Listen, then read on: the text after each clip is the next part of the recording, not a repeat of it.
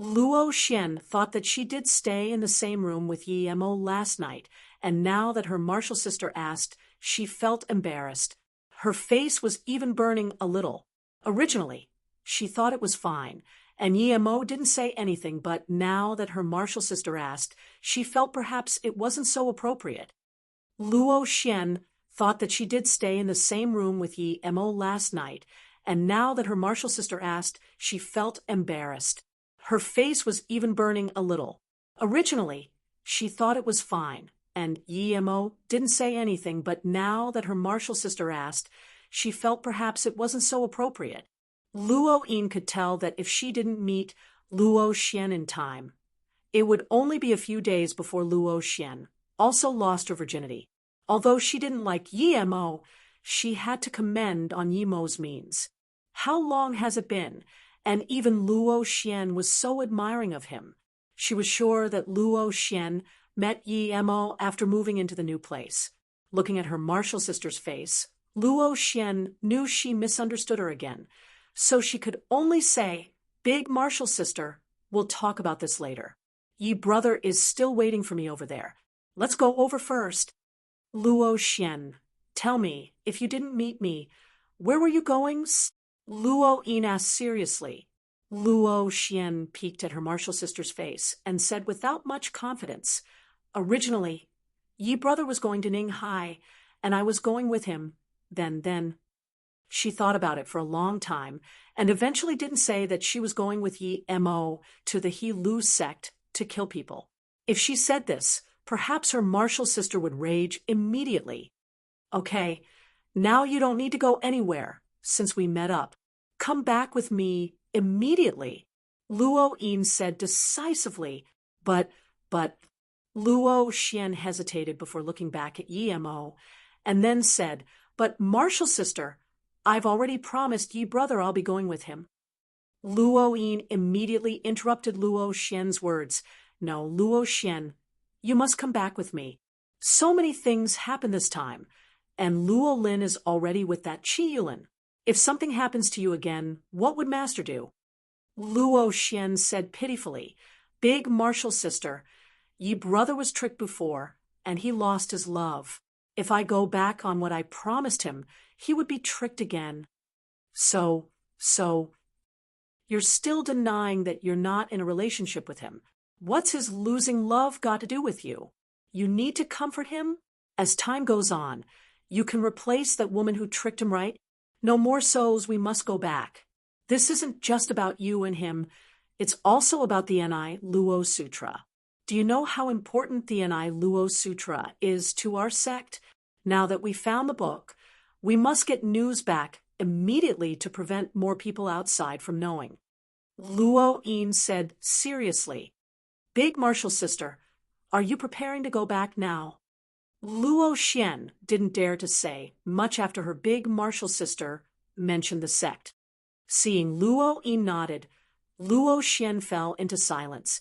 After a while, she said while looking at the ground, "Then big martial sister, I'll give you brother a notice. MHM, go quickly. I'll go buy the plane ticket." Then Luo Yin also headed towards the ticket window. Yi Mo saw the two discuss for nearly half an hour before Luo Xian came back. He could guess some of the things that was about to happen. "Yi brother," Luo Xian came over and said with difficulty.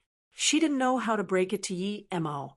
She said that she would follow where Yi Mo went, but now she was going to go back on her words. Yi Mo immediately understood what was going on and smiled. "Is your big martial sister telling you to go back?" "MHM, but I already promised Yi brother to go with you to the He Lu sect," Luo Xian said guiltily. Yi Mo waved his hand and said, "Then go back quickly. You know about my power, so if fate brings us together again, we'll meet in the future." But, Luo Xian said a few buts. She really wanted to stay with Yi Mo and go around. If she goes back, she wouldn't be able to come out again. And she felt very comfortable staying with Yi Mo, and everything she wanted to was successful. She had been looking for the Ni Luo Sutra for 2 years, and as soon as Yi Mo came, he helped her solve the problem. Yi Mo felt the dependence Luo Xian had for him. He thought about Yi Ling and Tang Beiwei and subconsciously rubbed Luo Xian's head. Luo Xian's face blushed. She didn't expect Yi Mo to do this, but she didn't move. She actually quite liked it. No, but go back with your big martial sister. She's right. The Ni Luo Sutra is very important to your sect. Go back and cultivate. Yi Mo also quite liked this smart yet very innocent Luo Xian. He thought of when she nervously went to the 9th floor to catch the ghost, and her face when she gave him the chi recovery pill with worry. She even promised him and closed her eyes and jumped off the building. Thinking about all that, Yi Mo actually felt a little disappointed she was leaving. Yi brother, will I be able to see you again? Luo Xian saw Yi Mo's expression and suddenly remembered Yi Mo's lonely face last night and felt guilty. She was almost about to say, I can stay back with you, although she knew that after this departure, she would never be able to see him again. She still couldn't resist asking the question. Yi Mo came to his sense and his face returned to normal. He took out the last chi increasing pill and tens of fireball charms and gave it to Luo Xian. These things don't have much use to me. You can keep that to reach Earth level. And these charms, I made them. You can throw them at your opponents. You only need to say the word Lin. Luo Xian took the things Yi Mo gave him and said helplessly, Yi brother, I can't take this pill. It's too precious. Take it.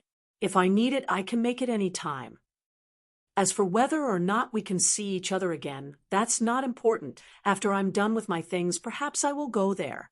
Your big martial sister is here. I'm going. Yi Mo turned to leave.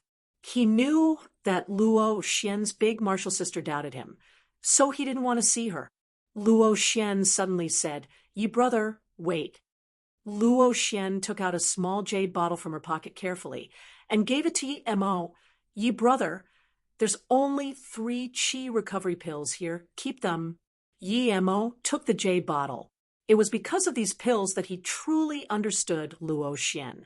Seeing Yi Mo disappear from her sight, for the first time, Luo Xian disconsolate. She had this unexplainable feeling of loss and sadness in her heart. She knew that Yi Mo wouldn't be able to get into the small world at all. Luo Xian, do you like him?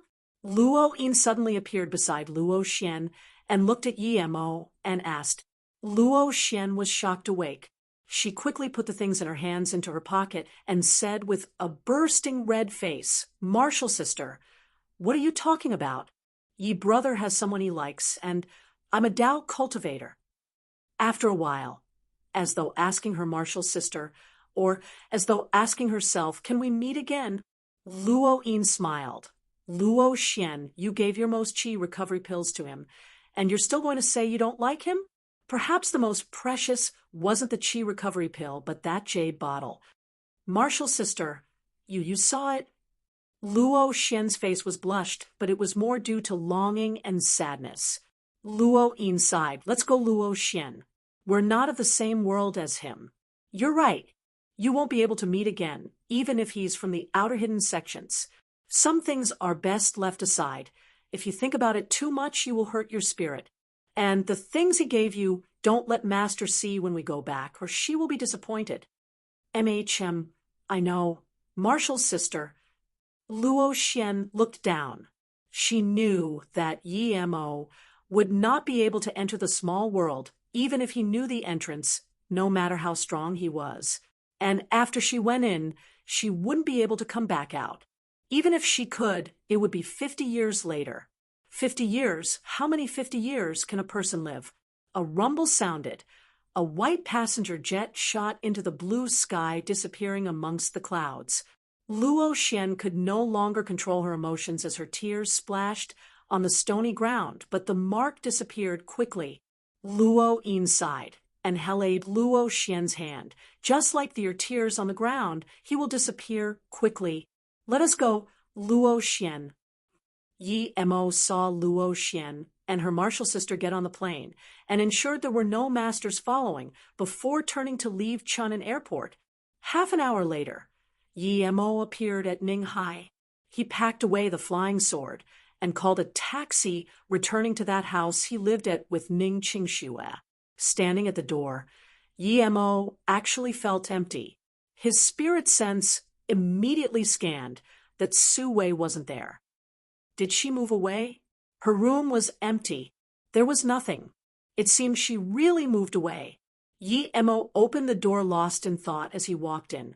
There were many leaves on the ground in the yard. Obviously, there hadn't been anyone to manage the garden for a long time. Only that silver heart grass on the flower pot barely survived, but its dry leaves showed that no one had been caring for it for a long time. Yi Mo silently walked to the flower pot and touched the silver heart grass with his hand gently. As though feeling something, the grass seemed a little more alive. Yi Mo took out a bottle of water and tipped it around the silver heart grass. The water soon seeped in. At this moment, a voice sounded from outside. "Who's back? Can I come in?" Yi Mo scanned his spurt sense out and thought strangely, why would she be back? Yi Mo was sitting on the flower pot, but he stood up now. He looked at the woman who came in and asked, "Jingwen, why did you come?" "I just came back as well." Yi Mo was sitting on the flower pot, but he stood up now. He looked at the woman who came in and asked, "Jingwen, why did you come?" "I just came back as well." Su Jingwen seemed more fatigued and stressed than a year ago. She was pleasantly surprised when she found that the person in the yard was actually Yi Mo. "Yi Mo, it's actually you? I thought it was Su Wei coming back." Yi Mo smiled. "Jingwen, long time no see. You seem not quite well recently. By the way, did Su Wei move away?" Su Jingwen heard the first part of the sentence, and her face immediately became dull, but after hearing Yi Mo ask about Su Wei, she immediately turned around and replied, "Yes, Su Wei has been gone for a long time.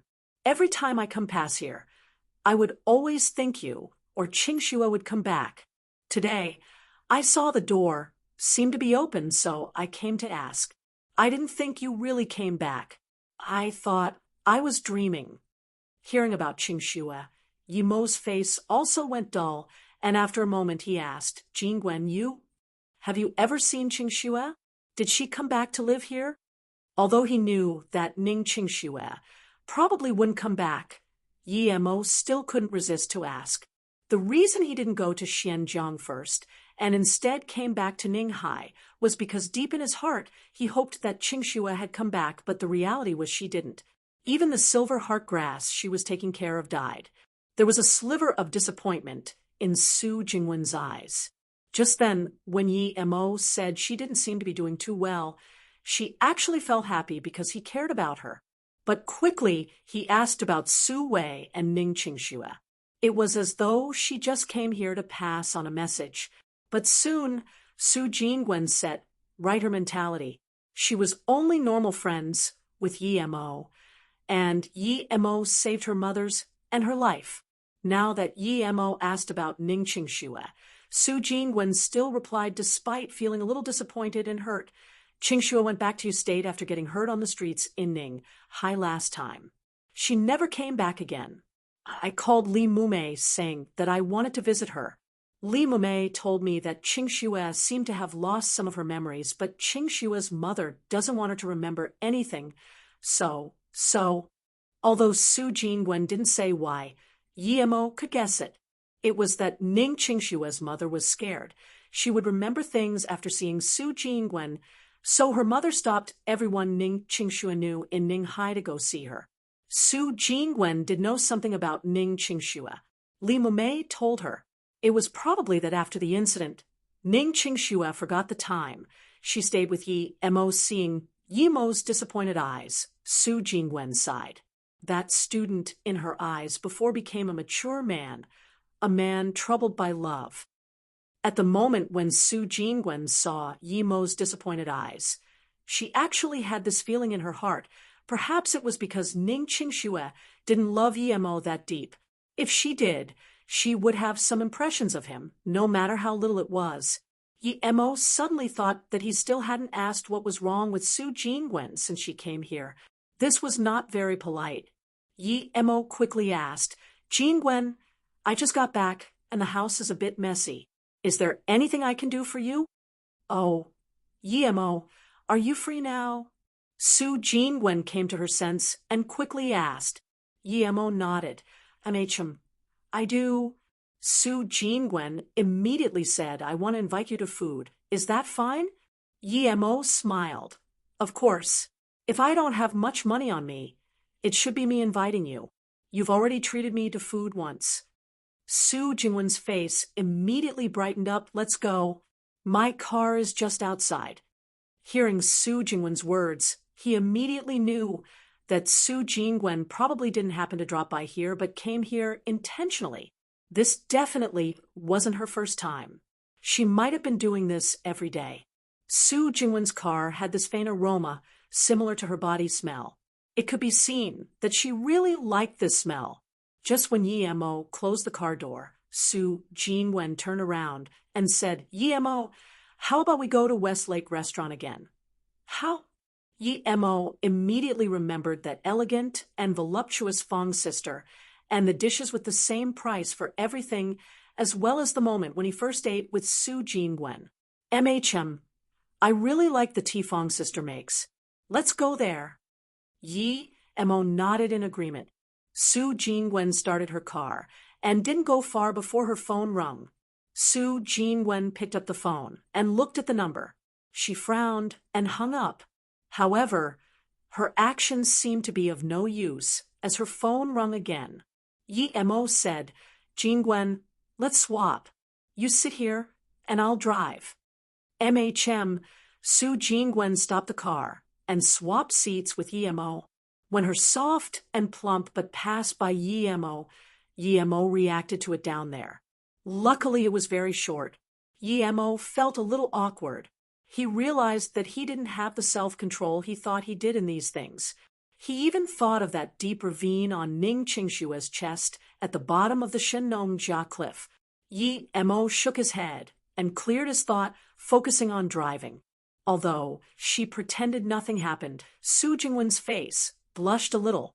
Putting these things aside, Sue Jingwen answered the phone. Cousin, what do you want? Oh, I'm outside with a friend now. I don't have time to go. You can go by yourself. At night? Sorry, I don't have time at night either. I'm hanging up. Yemo didn't ask about it. If Sue Jingwen had something, she will tell him. Since she didn't, he didn't need to ask. It suddenly became silent in the vehicle, as though feeling this awkward silence. Sue Jingwen suddenly said, Yemo, you are that master who sold me the charms, right? Thank you. You saved my mother, and you saved me.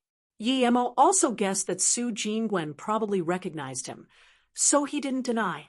Although she knew that Yemo was the person who sold her the charms, Sue Jingwen was still very excited when Yemo admitted it to her. It really is you. Thank you, Yemo, and thank you for the bracelet you made for me last time. Yemo just realized that Sue Jingwen was wearing the coarse bracelet with 2 beads. Last time, he saw Ning Qingshu have 3 beads. It was probably given to her by Sue Jingwen. He immediately thought about the bracelet he told Ning Qingshu to bring over, so he asked, Jingwen, last time I asked Qingshu to bring you a bracelet. How come you didn't wear it? Yemo was curious as that latter bracelet was much better than the current one. Why did Sue Jingwen wear the bad one and put away the good one? Sue Jingwen hesitated before saying, I like this one. Did you give the other for me? I'll go back and wear it on the other hand then. Yemo nodded and didn't say anything. It was her business that which one she liked. Are you coming back to live in Ninghai? Sue Jingwen saw that Yemo seemed to have something in his mind constantly, so she asked, No, I'm finding a friend to ask where the Qiyang Mountain is. I'm just passing by Ninghai. Yemo said, Qiyang Mountain? Sue Jingwen repeated strangely. Seeing that Sue Jingwen's tone seemed to be a little strange, Yi asked immediately, Jingwen, you've heard of the Qiyang Mountain? Sue Jingwen quickly shook her head and said, No, I don't know about it, but I saw some pictures online last week. Someone went to tour at Mount Kunlun and found a black plate. The plate had the words Qi Yang in traditional Chinese characters. Yi Mo thought and quickly asked, "Is it just these two words?" Su Jingwen shook her head and replied, "No, one of them is Qi Yang Shadow Cliff, the other is He Lu Thousand River, so it was in the Mount Kunlun region." It seemed he still needed to ask Zhang Zhihui. They were about to arrive at Westlake Restaurant, and Yi Mo suddenly turned the car and followed a black Audi. He saw on his Audi a youth and felt his spirit sense marker again. This marker was the one he made on the goo bug. The goo was on Qingqing, and he didn't expect to feel it this quick again. Su Jingwen quickly said, "Yi Mo, the Westlake Restaurant isn't this way." Yi Mo just realized Su Jingwen was still on the car and said apologetically, "Sorry, Jingwen, I just saw a very important person. I forgot this was your car. How about I get off the car first, and after I'm done with this, I'll treat you to food." Although Su Jingwen wasn't too happy, she still said, "Why are you getting off? Can I go with you?" "Okay, but this is purely personal. I'm afraid it will cause trouble for you."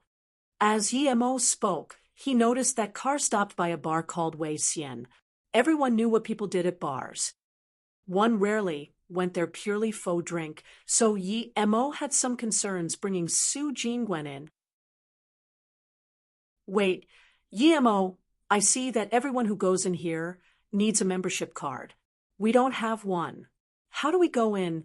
Su Jingwen was very meticulous. She followed Yi Mo into the door and noticed that everyone in this Wei Xian had this membership card. "Wait, Yi Mo, I see that everyone who goes in here needs a membership card. We don't have one.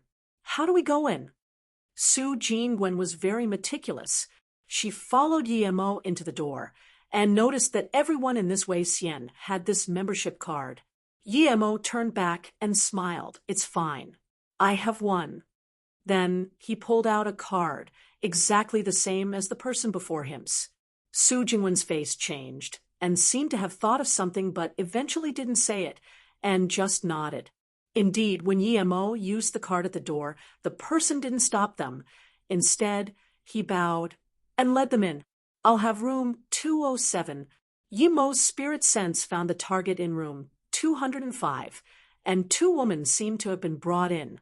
207 and 205 were right next to each other. The two went in the room. Yi Mo sent off the waitress and hung the Do Not Disturb sign on the door.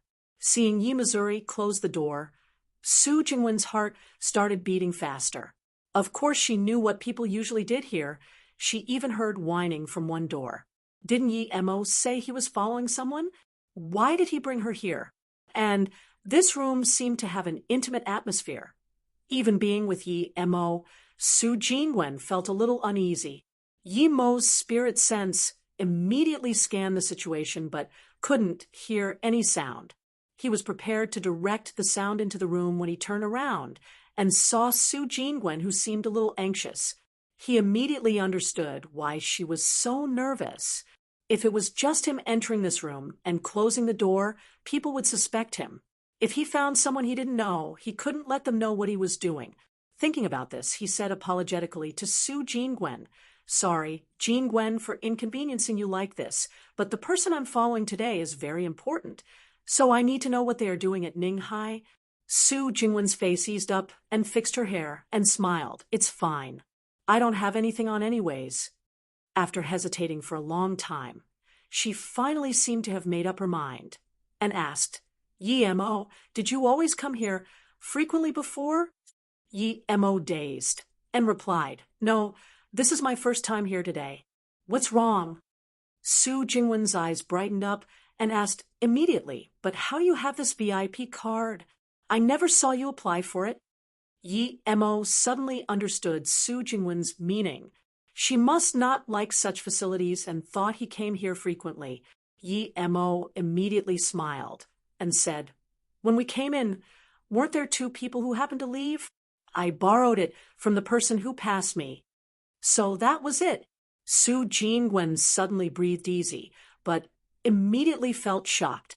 When Yemo came with her, he didn't stop at all, but he could still take someone's VIP card. This was too unbelievable. They just brushed past each other. How short was that time interval? But thinking about Yemo's master identity, she understood, and that little sliver of discomfort deep in her heart disappeared. However, she immediately thought, why would she be unhappy if Yemo came here a lot? Su Jingwen looked at Yemo again, and Yemo was already standing at the corner. He had a small dagger in his hand, and it cut into the wall like tofu. After a brief moment, the conversation next door passed in. However, the conversation wasn't normal. It seemed to be the dirty talk between two men and women. Heavy breathing and whining sounded. Su Jingwen's face was red as an apple. Even her neck turned pink. She looked at Yemo. Yemo's concentration didn't seem to be distracted at all. Her heart shook.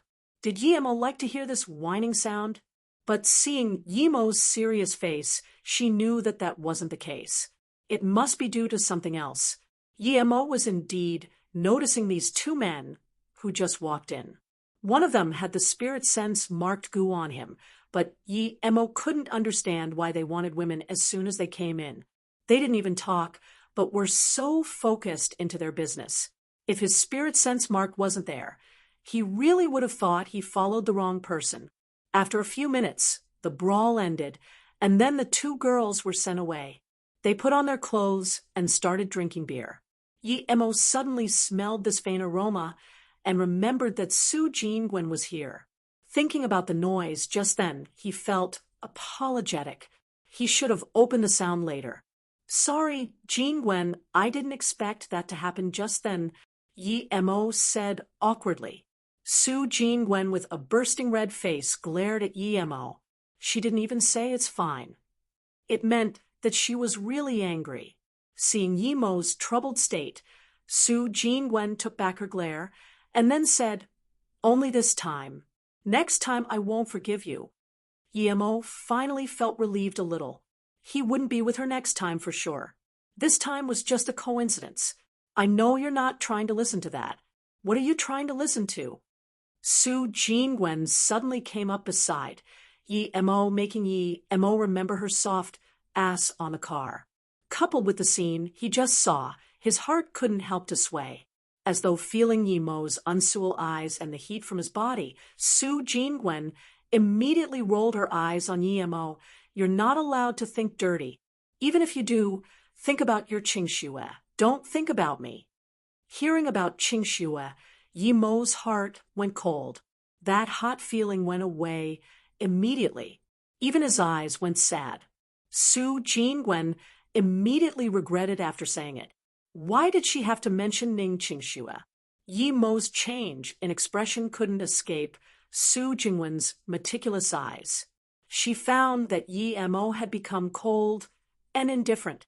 Those romancing eyes disappeared without a trace. Sorry, I didn't mean it. Su Jingwen felt more regret for her words and moved closer to Yemo. Yemo smiled. It's fine. I lost track of my thoughts. Thanks for reminding me. Although Yemo had regained his composure, when Su Jingwen moved close to Yemo, she felt that yang and refreshing qi from Yemo's body and actually felt a little lost like Yemo just then. She forgot she was getting closer and closer to Yemo. Yemo looked at Su Jingwen and knew that she probably felt regret for her words just then, but he didn't mind it that much now. The two people next door, one only had one eye. Although both of his eyes looked normal, under the scan of spirit sense, one eye seemed dull. Other than the one eye, the other was a robust youth. This youth was more than one. 9M, and the goo was on this youth. Hanzai, are you feeling better now? The one eye looked at the robust youth and said plainly. The robust youth nodded, yes, ninth uncle. I feel a lot more easy now, and that feeling of worry and fear disappeared. The one-eyed smiled. The first time I killed, I was worse than you. At that time, it was an earth-red Qian Bei taking me to find a woman to relax. Then, each time I kill, I need to find a woman to relax. This is your first time killing. You will get used to it. You just joined the organization, and you were assigned to Human Yellow. This means the uppers look highly of you." Hanzai agreed, and continued to ask, "Ninth uncle, is the Qian Bei who led you heaven-level killer?" One Eye shook his head. After he reached Earth Purple, there was no news of him again. I heard his last mission was in Africa, and after that, no one has heard of him again. Is that Qianbei living in hiding? After we reach Heaven-level killer, we can choose our own life? Hanzai said with longing. One Eye waved his hand and said, "We'll talk about this after we go back. We should talk about our next target now. Only us two came to Ninghai this time. If we do things well, we may rank up. You might even rank up 2 levels." Hanzai nodded and listened to One Eye's instructions. One Eye took out a map. "We've been to the house Yi Emo lives at. There's no one living there. But there are really quite some people who are familiar with Yi Emo in Ninghai. One of them is a teacher called Yun Bing in Ninghai Uni. I heard she's pretty close to Yi Emo, and she has a kid too. This kid is our target tonight. There's also another woman called Su Jingwen. She's also close with Yi Emo, and is also the other target of tonight." Hanzai nodded and said, "Now I understand the terror of offending us Earth Fiend. I don't know who this Yi Emo is, but he dares to act against the Earth Fiend." Then Hanzai shook his head. One Eyed said seriously, however, "Hanzai, don't worry about that. Our mission is to kill. Whoever our uppers tells us to kill, we kill. Don't even mention other things, okay?" Su Jingwen froze. She even forgot she was almost on Yi Emo. Su Jingwen froze.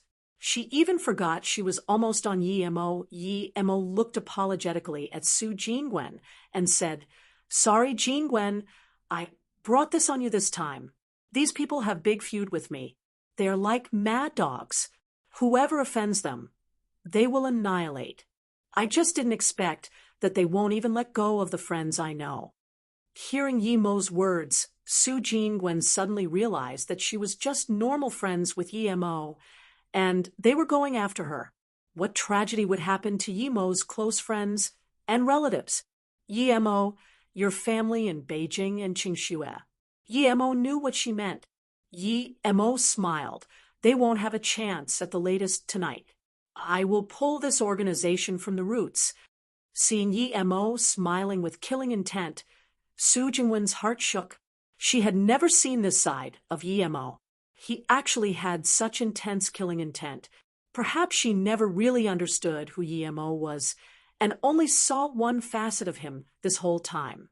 "I'm fine. Don't worry. What should we do now?" Su Jingwen looked worriedly at Yi Mo. Although she didn't know who One Eye and Hanzai were, she could tell that they belonged to an extremely strong organization. Yi Mo stood up. "Let's go and have a chat with next door." Su Jingwen looked in surprise. "We're going to them now?" "Yes, we go now. I'll collaborate with them." Yi Mo nodded and said, "But they are all killers. How can they collaborate with us?"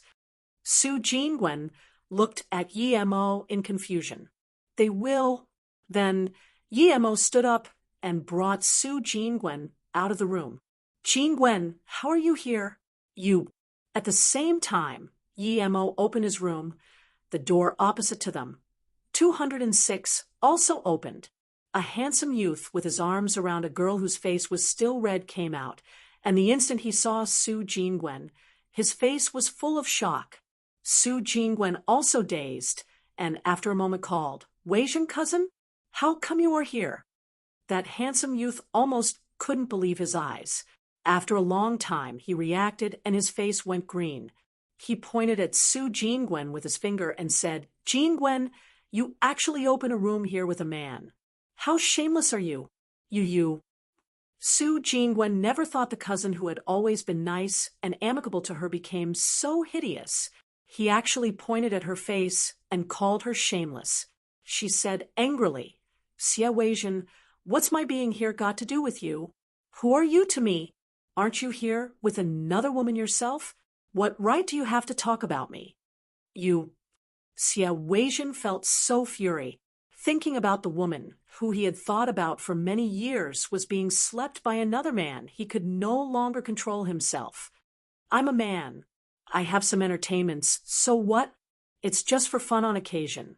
But you are so shameless coming here with another man. Xia Weijin was irate. In his mind, Su Jingwen belonged to him. No one else could touch her. But now, he even didn't get a chance to touch her. But someone else got in bed with her first. Su Jingwen looked at Xia Weijin, who had lost his mind. After a moment, she calmed down. She suddenly reached out her hand and grabbed Yi Mo's arm and stuck closely to him and said plainly to Xia Weijin, Xia Weijin, I didn't say anything about your entertainments. You are you. I am me. Am I related to you? What right do you have to tell me what to do? I like booking hotels with other people. What's that got to do with you? I love Yi Mo. So what? Su Jingwen was soft on the outside, but tough on the inside.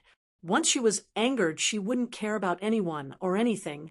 Plus, to Su Jingwen, Xia Weijin overreacted way too much. Okay. I thought you were very busy. You said you had things with your friend. So this was the thing? You shameless woman. Even if you want it, can't you tell me? Can I not satisfy you? Xia Weijin was almost going crazy with jealousy. He walked up a few steps towards Su Jingwen and slapped with his hand. Su Jingwen, who had calmed down, already was triggered again by Xia Weijin. She really didn't think that her cousin would be this crazy when he got angry. He had no sense of reason at all.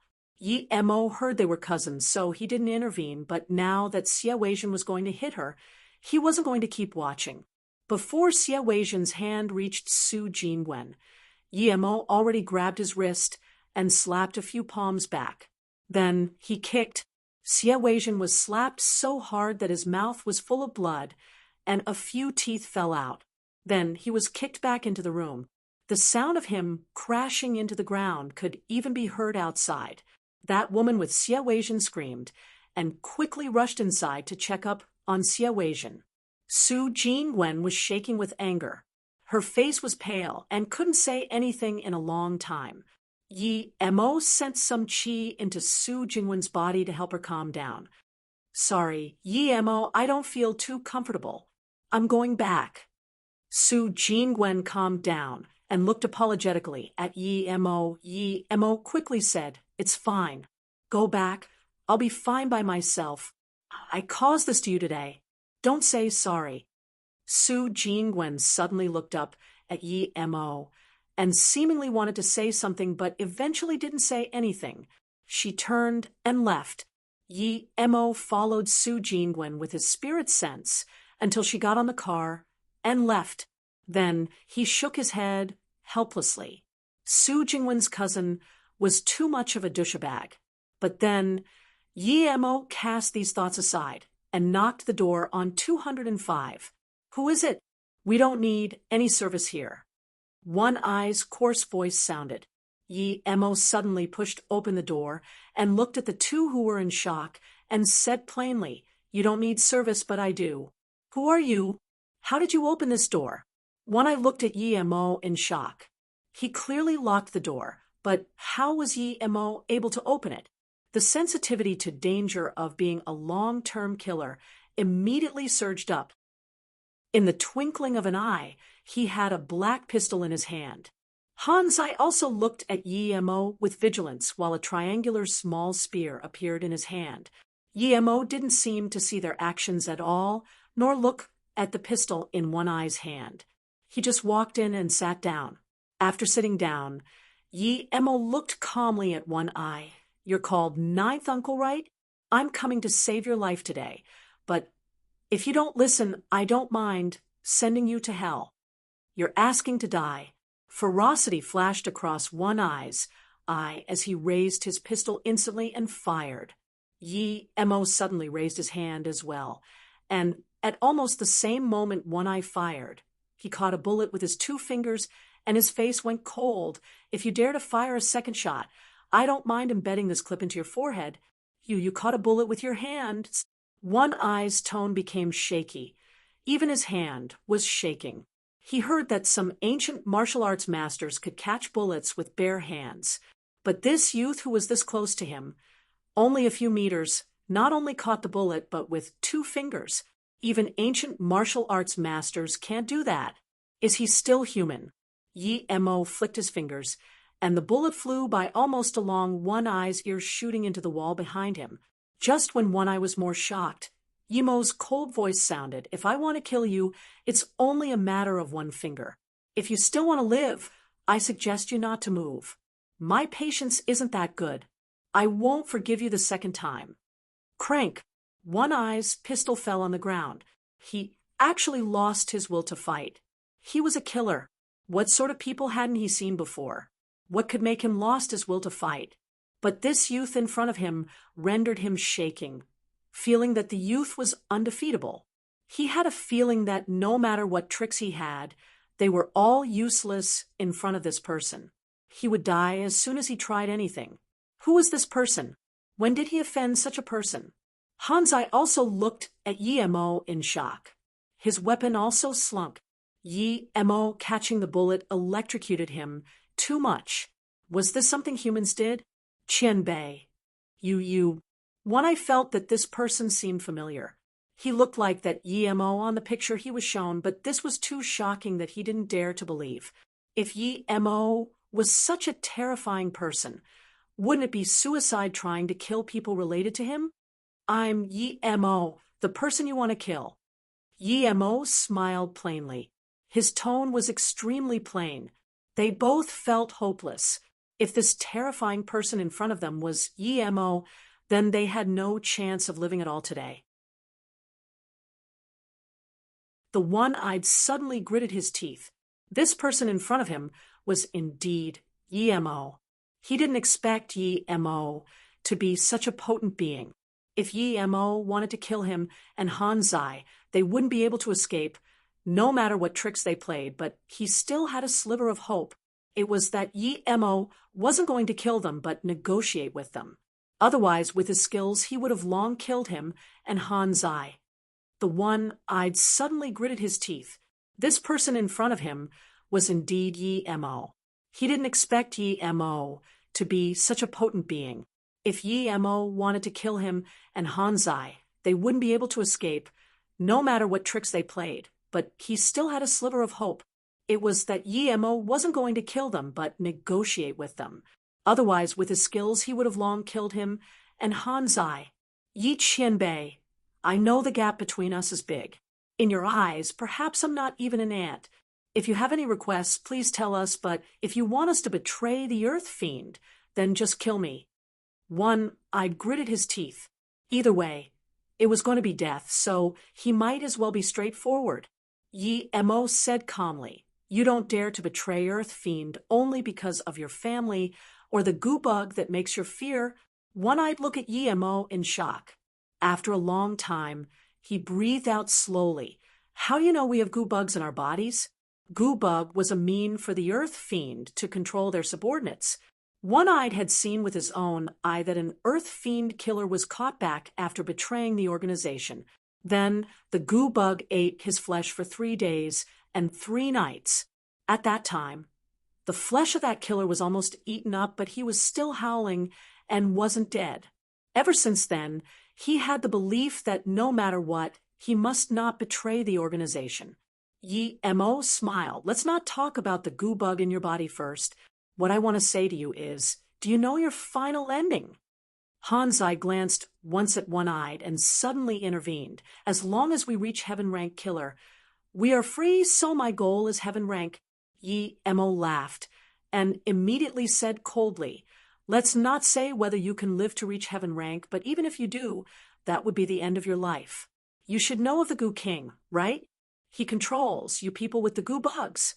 This kind of goo bug will devour the life force and essence blood of the person you kill and digest it in your body." "So what?"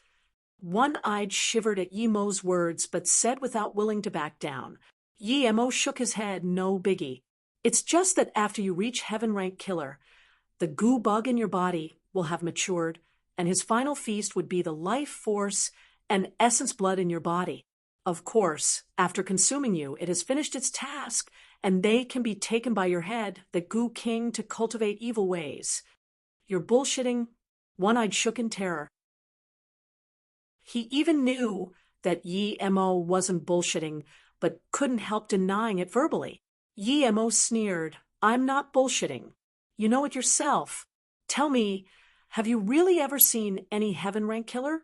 You definitely won't be able to see one because they have been used as cultivate resource. It's that simple. Are you saying that the more laurels and honor we get, the closer to death we are? Hanzai asked shakily. He subconsciously felt that Yi Mo was right, very right. What do you think? Yi Mo didn't explain anymore and asked rhetorically. After long, One-Eyed sighed. I've been suspecting it for a long time. Why was there not a single heaven rank killer? If they really were going to be free, they should let all the killers know. After all, we would have a goal to work for, but I've never heard of a single freed heaven rank killer. Now hearing Qianbei's words, I believe Qianbei's words are true. Ninth uncle, this. Hanzai also looked at One-Eyed in shock. He was speechless. After a moment of silence, One-Eyed looked at Yi Mo and said, Yi Qianbei, I know it's very easy to kill us for you. I don't know why you don't kill us and still tell us the truth. We're very grateful for you, but we can't betray the organization. So if you're going to kill us, please do it fast. Yang Zhou will be very grateful. Yi Mo said calmly, if I was going to kill you guys would have been dead bodies long ago. Would I need to waste time talking with you? But I said we can't betray the organization. One-Eyed struggled. It's because you have the goo bugs in your bodies? Yi Mo looked at One-Eyed. One-Eyed decided to brawl and stood up. Yes, it's because of the goo bugs in our bodies. Qianbei, you haven't seen these goo bugs before, and you don't know how terrifying they can be. I would rather die immediately than betray the organization. What if I can get the goo bugs out of your bodies? Yi Mo said plainly. What? Qianbei, you really can get them out? One-Eyed looked at Yi Mo in astonishment. Then he immediately followed. Yi Qianbei, if you can really take the goo bugs out of our bodies, my life will be yours. Then One-Eyed knelt down on one knee. His expression was not only genuine but determined. Hanzai looked once at One-Eyed. Although he was bulky, it didn't mean he was dumb. He knew that if he didn't show his stance right now, he would be dead for sure. And he never felt a sense of belonging with Earth Fiend. Thinking about this, Hanzai also knelt beside One-Eyed without hesitation. Who was the person you killed before? Yi Mo asked One-Eyed. He's a merchant from Macau in Ninghai.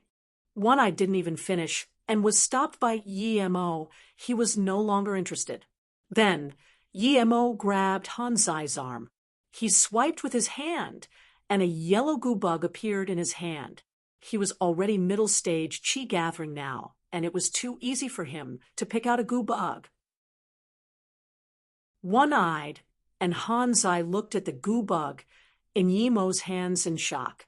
They didn't think that such a terrifying thing was taken out by Yi Mo in such a brief moment. The organization dared to kill someone like him, but immediately One-Eyed rejoiced. The stronger Yi Mo was, the happier he was. Yi Mo squeezed the bug and said, I took out this bug from Qin and let it out. It's still marked by me. Where do you think you guys can go? Hearing Yi Mo's words, One-Eyed sweated cold sweat on his back. Yi Mo was already waiting for the Earth Fiend people to fall into his trap. And how funny it is that they dared to come kill Yi Mo. Although the goo bug in One-Eyed was a little more troublesome, Yi Mo only spent less than 30 seconds and took it out from One-Eyed. Seeing Yi Mo take out the two bugs and put them into two jade boxes and packed them away to some unknown place, One-Eyed felt his skin having goosebumps. The only feeling in his heart was, this Yi Mo was so terrifying. How many of you came to Ninghai? Yi Mo took out the goo bug and then asked. One-Eyed replied respectfully, Yi Qianbei, there are 3 of us in total. Other than me and Hanzai, there's one more, but he's waiting for our news. After we finish our mission, we will go to Beijing together." Yi Mo nodded and said, "You two make an oath that you must not betray me." Although One-Eyed and Hanzai had said that they would be loyal to him, that was due to the Yimo's threat. Yi Mo couldn't trust the two completely, so the oath was necessary. Other people can think of oath as a joke, but Yi Mo could make it become true. After the two made the oaths, Yi Mo quickly took out a drop of essence blood between the eyebrows of each of them and made them into 2 restrictions before sending them back. If they were cultivators, they would be able to get rid of the restrictions by cultivation quickly. But One-Eyed and Hanzai were ordinary people, so no way for them to dispel the restrictions. Although they saw Yimo's action, the two didn't dare to move at all. After the two made their oaths, and he finished making the restrictions, Yi Mo then said, "Now, go find that companion of yours immediately. Qian Bei, are we going to take him here for Qian Bei to remove the goo bugs?" Hanzai asked, "Immediately." Yi Mo sneered, "Remove the goo? Do you think I'm a philanthropist? I only need you two to lead the way. As for the other person, kill him immediately. The faster the better. I don't want to wait a long time, but you must use this charm. When you see him, throw it over and say Lin." The reason Yi Mo gave the two a fireball charm was because he knew that if they didn't use the charm to kill, that goo bug would escape. Once it did, that Goo King would be able to know very quickly. Of course, another reason was to intimidate the two. Hanzai still wanted to say something, but One-Eyed replied immediately, "Yes, Qian Bei will go immediately." One-Eyed felt shock and fear. If Yi Mo chose the other person, then they would be finished now. It was now he realized Yi Mo's decisiveness in killing, and he also knew why Yi Mo told him and Hanzai to kill. It was a symbol of loyalty. Yi Mo closed his eyes and didn't talk. After One-Eyed and Hanzai left, his spirit sense immediately scanned Xia Weizhen. He was kicked and slapped by Yi Mo, but was still in his room. But from how he kept calling, he was probably calling for backup. Yi Mo sneered. If Xia Weizhen went away, then he would let it go, but if he was still going to piss him off, then he really can't be blamed. Xia Weizhen was infuriated at this moment. Ever since he was young, he was the genius of his age. When had he got insulted like this in his life? Although Su Jingwen had never agreed to his pursuit, in his eyes, no one else could touch Su Jingwen. But now, not only was the woman of his dream slept by another man, and he was slapped in front of her, and even lost a few teeth. If he could swallow the insult, then he wouldn't be Xia Weizhen. So he would have Yi Mo's guts for garters. As for Su Jingwen, she was no more than a slut, but he wouldn't let her go for daring to betray him. Yi Mo took back his spirit sense. He really didn't consider this Xia Weizhen a threat. He was waiting for One-Eyed and Hanzai. If they couldn't finish the job he gave them, then not necessary to keep them alive. Yi Mo took back his spirit sense. He really didn't consider this Xia Weizhen a threat. He was waiting for One-Eyed and Hanzai. If they couldn't finish the job he gave them, then not necessary to keep them alive. One-Eyed didn't stay out for very long. An hour later, he had come back to Yi Mo's room with Hanzai. However, he held in awe and veneration when he looked Yi Mo. Yi Mo knew that it was his fireball charm that shocked him. "Yi Qianbei, the mission is done." Yi Mo nodded. "Not bad. Draw a map of your HQ for me." "Yes." One-Eyed sat down and took out pen and paper. Soon he drew a rough map. Yi Mo took the image and looked. It was indeed different to the one Qin Qing gave him last time. It seemed that the Earth Fiend HQ wasn't at where the two drew, but these two places were two gathering spots. Seeing Yi Mo frown at the map, One-Eyed immediately said, "Yi Qianbei, when our killers are out on a mission, they will report back the situation every day. If at night someone still didn't report back, then it meant that something had happened to that killer. If we depart for Hong Kong at this moment, that person would have been long gone by the time Qianbei get there. Yi Mo smiled plainly. I'm sure that when I arrive, he won't be gone yet. You don't need to worry about it. Now, I have another mission for you two. If you can do it well, then you don't need to call me Qianbei, and you can go work for my company. If you can't, then I don't need to say anything else. Yes, Qianbei, Yangzhou, and Hanzai will be able to finish the mission. One-eyed heard Yi Mo's words and rejoiced. He was very smart. He knew that Yi Mo had some concerns for them too. Now that Yi Mo said this, it meant that if they did the mission well, they could be treated as Yi Mo's own men. Just by Yi Mo's power, he felt that it wouldn't be too bad working for Yi Mo, and he didn't need to worry about Gu Bug. Okay, Yi Mo clapped. In the room 206, there's a guy called Xie Weizheng. He was attacking my friend, so I beat him up. I'm busy tonight, so I don't have time to play with him. You two can treat him. I guess this guy is calling people for help. If they do things over the top, you can kill them. I will take the responsibility. Yang Zhou immediately said out loud, Qianbei, don't worry. Such a clown, I can kill in the flip of the hand. He was worried that Yi Mo looked down on his power because ever since Yi Mo walked in, they didn't even have the ability to resist. If Yi Mo looked down on their abilities, then he wouldn't give them two important tasks, so he needed to show himself and his true capabilities now. He needed to tell Yi Mo that other than him, Yi Mo, everyone was a piece of cake for an Earth-rank killer like him.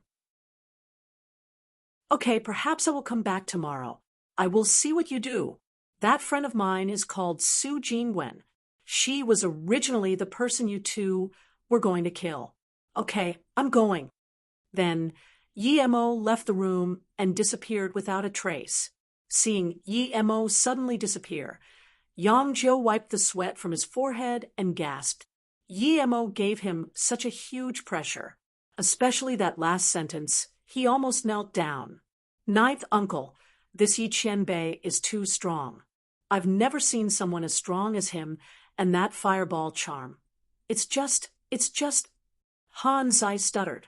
Yang Zhou sunk into silence for a while before saying seriously, Hanzai, I've gone to many places and experienced countless dangers.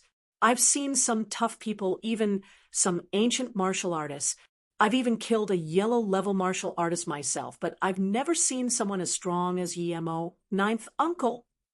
Hanzai looked hesitantly at Yang Zhou. Yang Zhou stopped him and continued, Hanzai, we can also take this as an opportunity. Yi Qianbei is definitely the strongest person I have seen. If he can really finish the Gu King, then we can sell our lives to him and don't plot anything. We will only get stronger if we follow the strongest. He thought of the fireball charm Yi Mo gave him and still felt fearful. There were many strange things in this world, but he had never seen a piece of paper that could turn a living person into flying dust in an instant. This was too out of this world. Yang Zhou waved his hand and said, as for whether this is our fortune or hell, it all depends on this mission. Su Jingwen is the target we have to protect. You can see that Su Jingwen definitely isn't only an ordinary friend of Yi Qianbei. Perhaps she's Yi Qianbei's woman, so we must not fail this mission. Yes, ninth uncle, I will listen to you. Hanzai wasn't dumb. Dumb people wouldn't be able to enter Earth Fiend. He obviously knew how important this mission was. Yang Zhou nodded and said, if we succeed this time, we can follow Yi Mo Qianbei. But if we fail, then death is the only thing that awaits us. So, even if we die, we can't let this mission fail. Ninth uncle, I think we might as well go in and do this to that Xie. Then Hanzai made a cutting pose with his hand. Yang Zhou sneered, can we go kill people in the open now? As soon as we kill that Xie, we will be hunted by the police. And if we are hunted by the police, how can we take care of Su Jingwen once that Xie people attack her? Our main goal is to protect Su Jingwen, not kill this Xie Weizheng. Plus, even if we are going to kill him, we must not let anyone know. Oh. Yi Mo found Su Jingwen sitting in a coffee shop dazing. He didn't know about Su Jingwen's feelings towards Xie Weizheng, so he didn't go interrupt her. In Yi Mo's heart, Su Jingwen had always been his friend, a knowing friend. He didn't think too much. As to what Su Jingwen said at the doorway, he treated it as anger words. But he felt that Su Jingwen had no feelings for that Xie guy at all. Su Jingwen wasn't as easy to talk to as she seemed. She had this stubbornness in her heart. If she had determined something, then no matter how you persuaded her, she would follow her own opinion. She was very strong-minded while that Xie guy was too subjective. It was very hard for Su Jingwen to like such a guy. Yi Mo walked by Su Jingwen's car and opened her car door. He put a few fireball charms on her seat before leaving quietly. Although he believed Yang Zhou's words, he couldn't believe anything completely. He still left Su Jingwen with some self-protection measures. If Su Jingwen was hurt due to him, he wouldn't be able to forgive himself. Su Jingwen sighed and walked out of the coffee shop. She didn't know why she said such words. It wasn't because of his cousin, but he was afraid Yi Mo would look down on her for saying such stuff. And would Yi Mo misunderstand due to her cousin's words? But she couldn't go up to Yi Mo and explain such things. This made her very troubled. Although her cousin's attitude and vicious words hurt her a lot, that wasn't the main thing now. She didn't even care about it at all now because she had completely seen what sort of person her cousin was. Before she felt apologetic for rejecting her cousin, but now she didn't feel that at all. She still couldn't believe that the person she met today was the cousin who was usually very gentlemanlike. Su Jingwen opened the car door and felt lost. At this moment, she suddenly really wanted to go look for Yi Mo, but didn't have the courage. Su Jingwen looked at the 5 fireball charms on her seat in shock and suddenly felt warm. Yi Mo came, but saw that she was absent-minded in the coffee shop and didn't go in, but he still cared about her and left 5 charms fearing that her cousin would do bad things to her. Although she knew that her cousin wouldn't do something over the top, Su Jingwen still grabbed the fireball charms tightly. She was very grateful for Yi Mo. Yi Mo stood on the flying sword and flew to Hong Kong like a speeding comet. Earth Fiend was too nefarious of an organization, killed so easily. A minute that this organization existed, Yi Mo felt uncomfortable for a minute. Yi Mo felt a little tired flying to Hong Kong, because this distance was a little far. His cultivation level was still a little low. Yi Mo found a place where no one was and landed. He was prepared to rest a little bit before releasing the goo bug and following it to the Goo King. Just when the sky got dark, Yi Mo's cultivation essence recovered. He took out that yellow goo bug and threw it out. That goo turned into a yellow ray and disappeared. Yi Mo followed it with the speed as fast as the goo. However, a few minutes later, the yellow bug flew into a mansion in a vast expanse of land. Just when the sky got dark, Yi Mo's cultivation essence recovered. He took out that yellow goo bug and threw it out. That goo turned into a yellow ray and disappeared. Yi Mo followed it with the speed as fast as the goo. However, a few minutes later, the yellow bug flew into a mansion in a vast expanse of land. Yi Mo scanned his spirit sense in and immediately followed. The goo fell into a blue-clothed man's hands. The man looked like he was in his 40s, but his face was very bleak and had no emotions. However, his power seemed to be not much lower than Tan Jiao. It surpassed Earth level tertiary stage and was Earth stage peak. There was such a master hidden in the cities and cultivated for such a short time. Yi Mo was sure that the man had cultivated no more than 30 years. He could reach this state in 30 years. It could be seen that this person was not only talented, but his cultivation method must be extraordinary too. Yi Mo knew how hard it was to cultivate ancient martial arts. He had seen many cultivation methods for ancient martial arts, and their ways of opening meridians were very trash. It was complete trash compared to spirit chi cultivation methods. Even if Yi Mo cultivated ancient martial arts himself, he would need 5 to 6 decades to reach Earth level, and during these years, he would need medicinal herbs to support it. The blue-clothed man was in his 40s, but was already halfway to Great Heaven State. It could be seen that his cultivation method was overpowered. Who knew how many essence blood bugs this guy had devoured to reach this stage? The man held the yellow goo bug. Yi Mo released as his face turned blue. He really didn't expect that the host of this bug was killed twice in such a short time. Who is it? You dare to kill the host of my bug?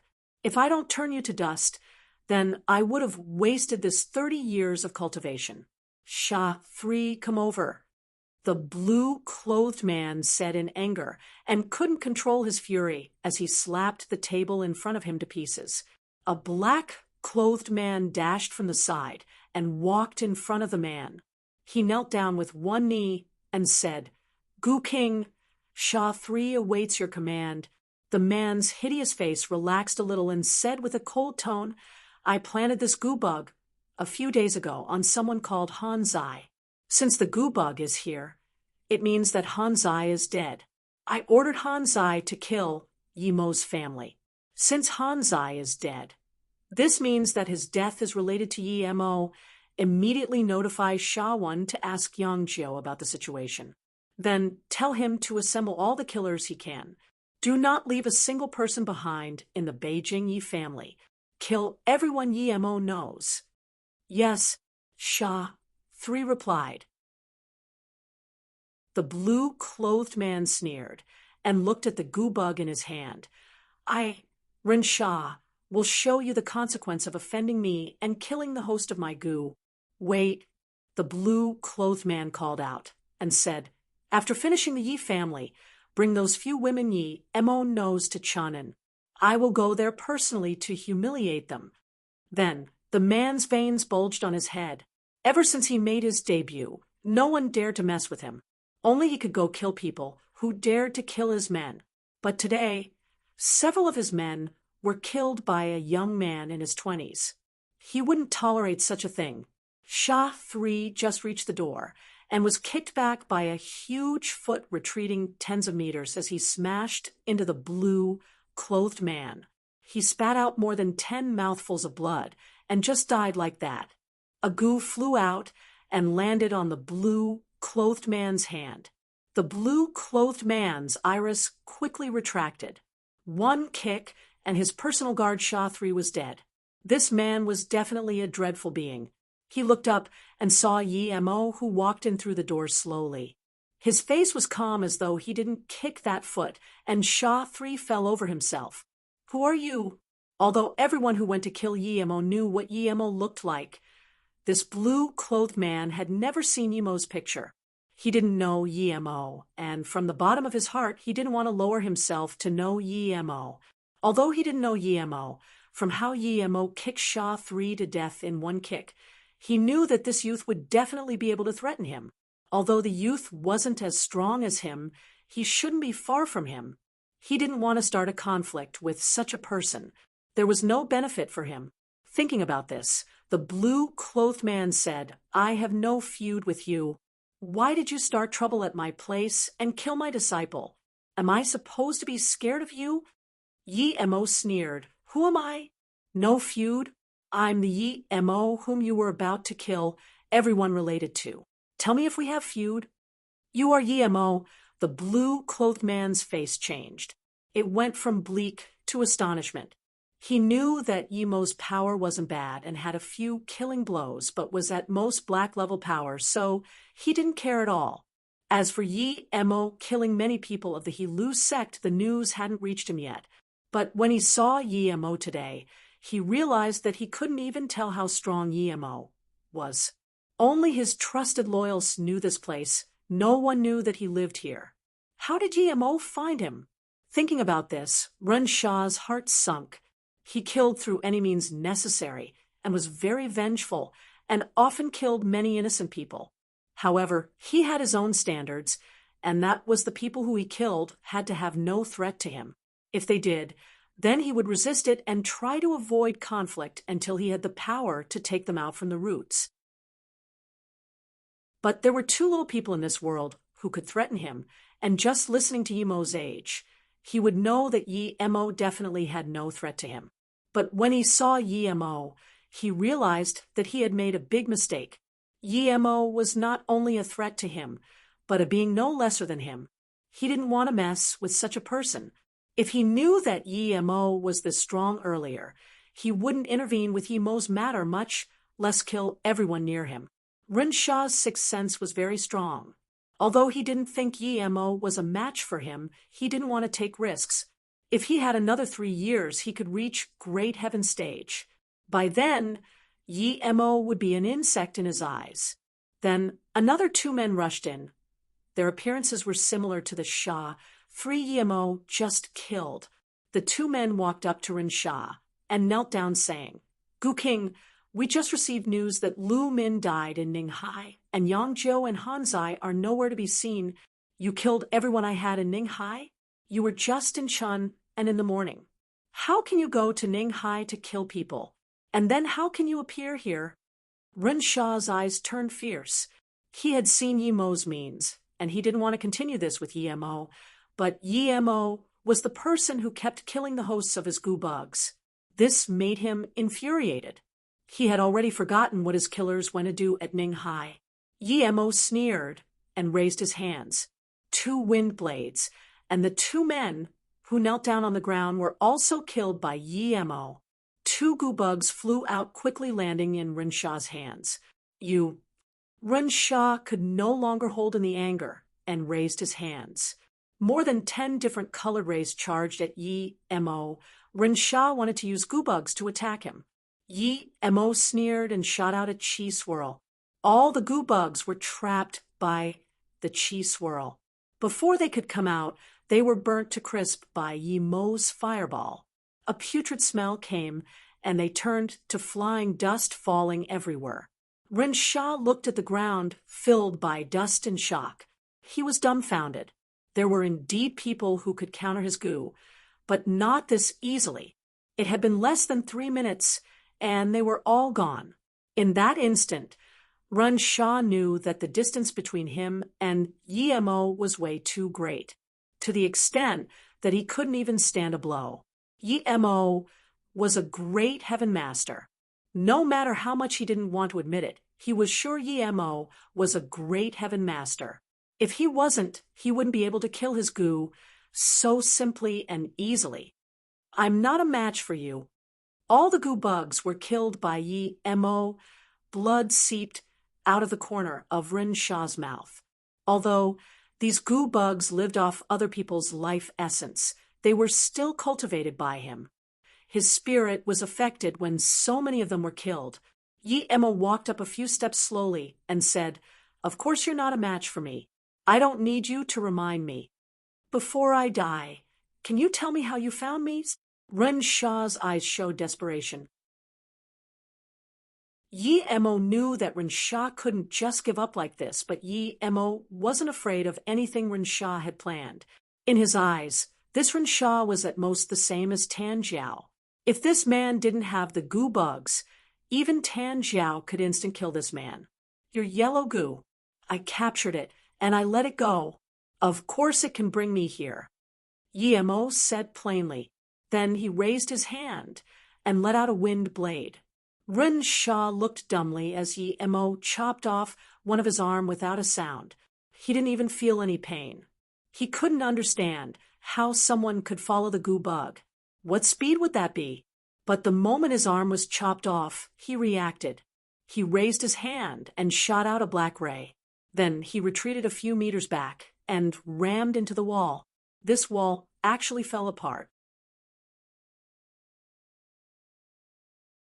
After Rinshaw rammed into the wall, he disappeared in that extremely short time.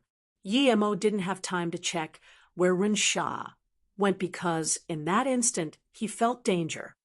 After Rinshaw rammed into the wall, He disappeared in that extremely short time. Yi Mo didn't have time to check where Ren Sha went because in that instant, he felt danger.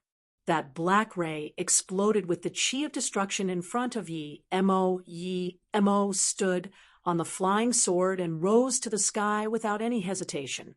Rumble, almost at the same time, there was a loud explosion. That grandiloquent mansion turned into rubble. Yi Mo stood in midair looking at the rubble. He was shocked by this explosion. He didn't expect the Goo King to still have such a card. If he was just a bit slower, even if he wasn't blown to pieces, he would be heavily injured. Such a lethal mean. Yi Mo looked at the smoking mansion. No one inside could survive. This wasn't ancient martial arts mean, nor cultivation mean. That black ray was definitely technological. Yi Mo was sure that even chi-gathering tertiary stage cultivator wouldn't be able to take that explosion easy. This thing was much stronger than a grenade. There was the sound of the firefighters. Yi Mo's face sunk. He knew that since this Goo King used such means, it meant that he didn't die at all. If he had to die, he didn't need to ram into the wall. If his sword didn't slice off one hand of his, perhaps Ren Sha would have escaped without any damage. The reason that Yi Mo didn't kill him immediately was that he wanted to pull the entire organization from its roots. He didn't want to just kill the Goo King. Since he came, he needed to kill them all. He just didn't expect the Goo King to still have such traps. Nevertheless, Yi Mo wouldn't be scared. He scanned out his spirit sense. Moments later, Yi Mo found a deep trench behind that wall. This trench was very deep and was well designed. Yi Mo estimated that it was about 100 meters deep. The mechanism was designed like this. Once the wall was rammed, the trench would appear.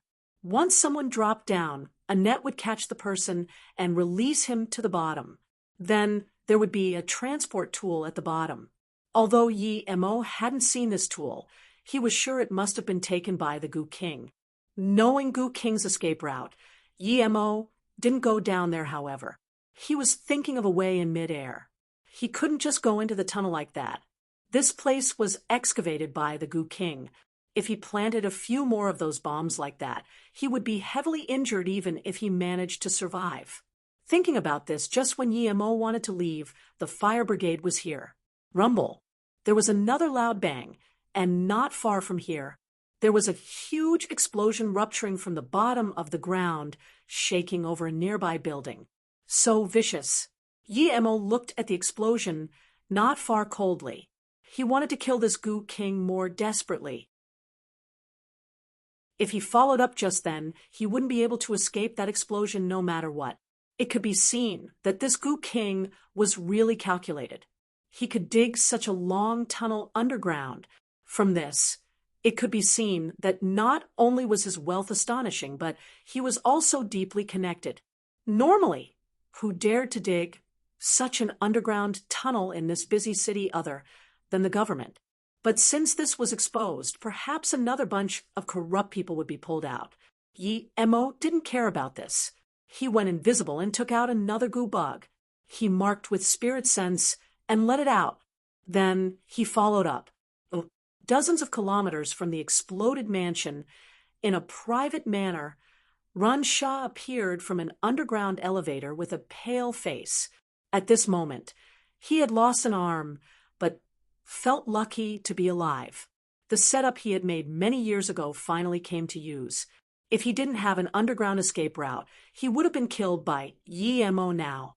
Yi Mo, if I don't kill you, I swear I'm not a human, Ren Sha said with full of killing intent. He didn't expect Yi Mo to be this scary. He couldn't resist at all under his hands. Although he had many means that he hadn't used, he didn't think he could beat Yi Mo. He didn't even think that last blast could kill Yi Mo. If Yi Mo died that easily, then he wouldn't be so hard to deal with. But it was best if he was killed by that blast. Even if it didn't, Ren Sha estimated that Yi Mo would be injured at least. No matter how Yi Mo was, he wasn't going to let him go. After his hand recovered, he would teach Yi Mo a lesson that he would never forget. However, In the depth of his heart, he still hoped that Yi Mo followed him into the underground tunnel and was killed in the explosion. Gu King. Another man walked over and knelt down on one knee. His facial expression was very reverent. As for his broken arm, it was as though he didn't see it. Immediately prepare a helicopter. I need to leave here. Ren Sha said coldly. Yes, this man replied, and quickly left. In a short while, there was the sound of a helicopter in the field. Yi Mo followed the Gubag, running around for a while before eventually coming to a private manor. Just when he came in, he saw a helicopter rise up. Yi Mo packed away the goo and followed the helicopter with his flying sword. The helicopter landed on an island in the southern sea. This island belonged to Ren Sha. It was his place for cultivation and holiday. Now, it was for refuge. Ren Sha walked off the helicopter. His broken arm had stopped bleeding. The medicine he used were all top grade. It's just that he was injured the most this time. This made him very angry. No matter if Yi Mo was killed, he wasn't going to give up his plan of massacre. Yi Mo, I swear here today that if I don't kill everyone around you, Ren Sha didn't finish and was interrupted by a voice. What do you plan to do?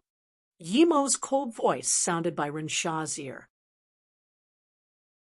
Ren Sha turned around and looked at Yi Mo, who suddenly appeared, as though he was a ghost. He was completely frozen. Regardless of whether Yi Mo knew about this private island of his, even if he did, how could he come here this rapidly? He took a helicopter. Could he fly or something? Are you human or ghost? Yi Mo's sudden appearance exceeded Ren Sha's understanding. He couldn't imagine a live person teleporting from Hong Kong to this island. Yi Mo sneered. Weren't you just making an oath to kill me? What? You're scared now that I'm here. I'm here for you to exact revenge. Ren Sha's heart sunk into the bottom. He knew that Yi Mo was really here. His power exceeded his comprehension. Although he didn't know how Yi Mo came here, he knew that he had no chance now. How can you let me live? Whatever you say, I can do it. I'm willing to be your animal. Ren Sha understood the situation and knelt down without hesitation. Usually, it was always other people kneeling down to him, but now, this was the first time that he knelt down to someone else to live. He was willing to do anything to live. He looked down and was desperate. He saw that behind Yi Mo's back, his henchman had taken out an assault rifle from the helicopter and was about to shoot at Yi Mo's back. At this moment, Ren Sha's heart was beating rapidly, but he didn't dare to expose his thoughts. He just wanted his men to open fire quickly. Yi Mo didn't even look and just threw out a fireball. Rumbled the helicopter, and the man aiming at him all erupted into flames rushing into the air. Ren Sha saw the explosion a few meters away. The searing heat had burned his hair, but his heart became cold again. Yi Mo didn't seem to see the helicopter burning, not far away. He wasn't affected at all, and just looked at Ren Sha plainly, and said, I would never let out a mad dog to bite again. If you don't die, I can't rest easy. To me, you're just an ant. Looking at Ren Sha, who still knelt on the ground, Yi Mo smiled. If you tell me how to pull your organization from its roots, perhaps I will give you a quick death. I'll fight to the death with you. Ren Sha suddenly rushed up, pulling a soft axe from his waist, and hacked towards Yi Mo's lower dantian. Yi Mo had seen soft whips and swords, but this was the first time seeing a soft axe. But Ren Sha had lost an arm. No matter how quick he was, he wouldn't be able to reach Yi Mo. Yi Mo waved his hand, and the other arm of Ren Sha fell to the ground. The axe was kicked back by Yi Mo, and it happened to ram into Ren Sha's leg, and slicing it off like tofu. Yi Mo took a step forward and slapped on Ren Sha's head, yelling coldly, Tell me, I want to kill all of Earth Fiend. What method do you have?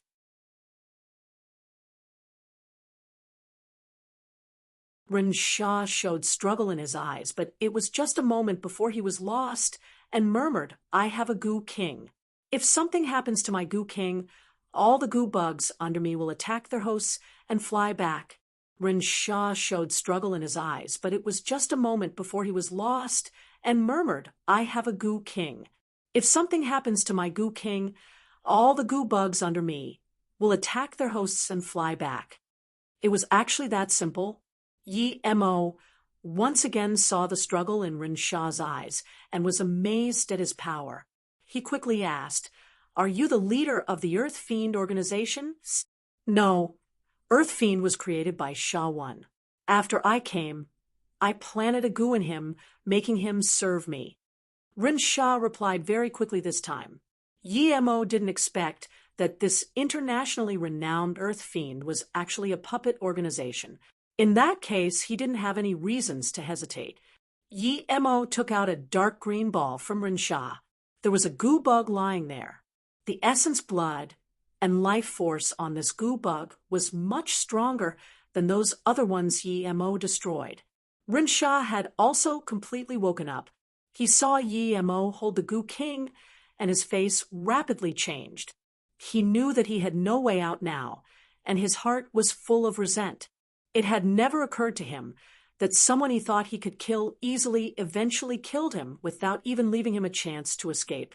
The unwillingness in his eyes was deep. Yi Mo suddenly thought of the Hilu sect incident and asked, "Did you notify the hidden sects that I got the blood coral? How did you notify them?" As if knowing that he would still die anyways, Rin Sha stopped saying anything but was secretly trying to shatter his aorta. Yi Mo scanned his spirit sense and immediately knew what Rin Sha was trying to do. He tried to save his soul by committing suicide. Yi Mo didn't give it second thought before throwing out a fireball that surrounded Rin Sha. Rin Sha was stunned.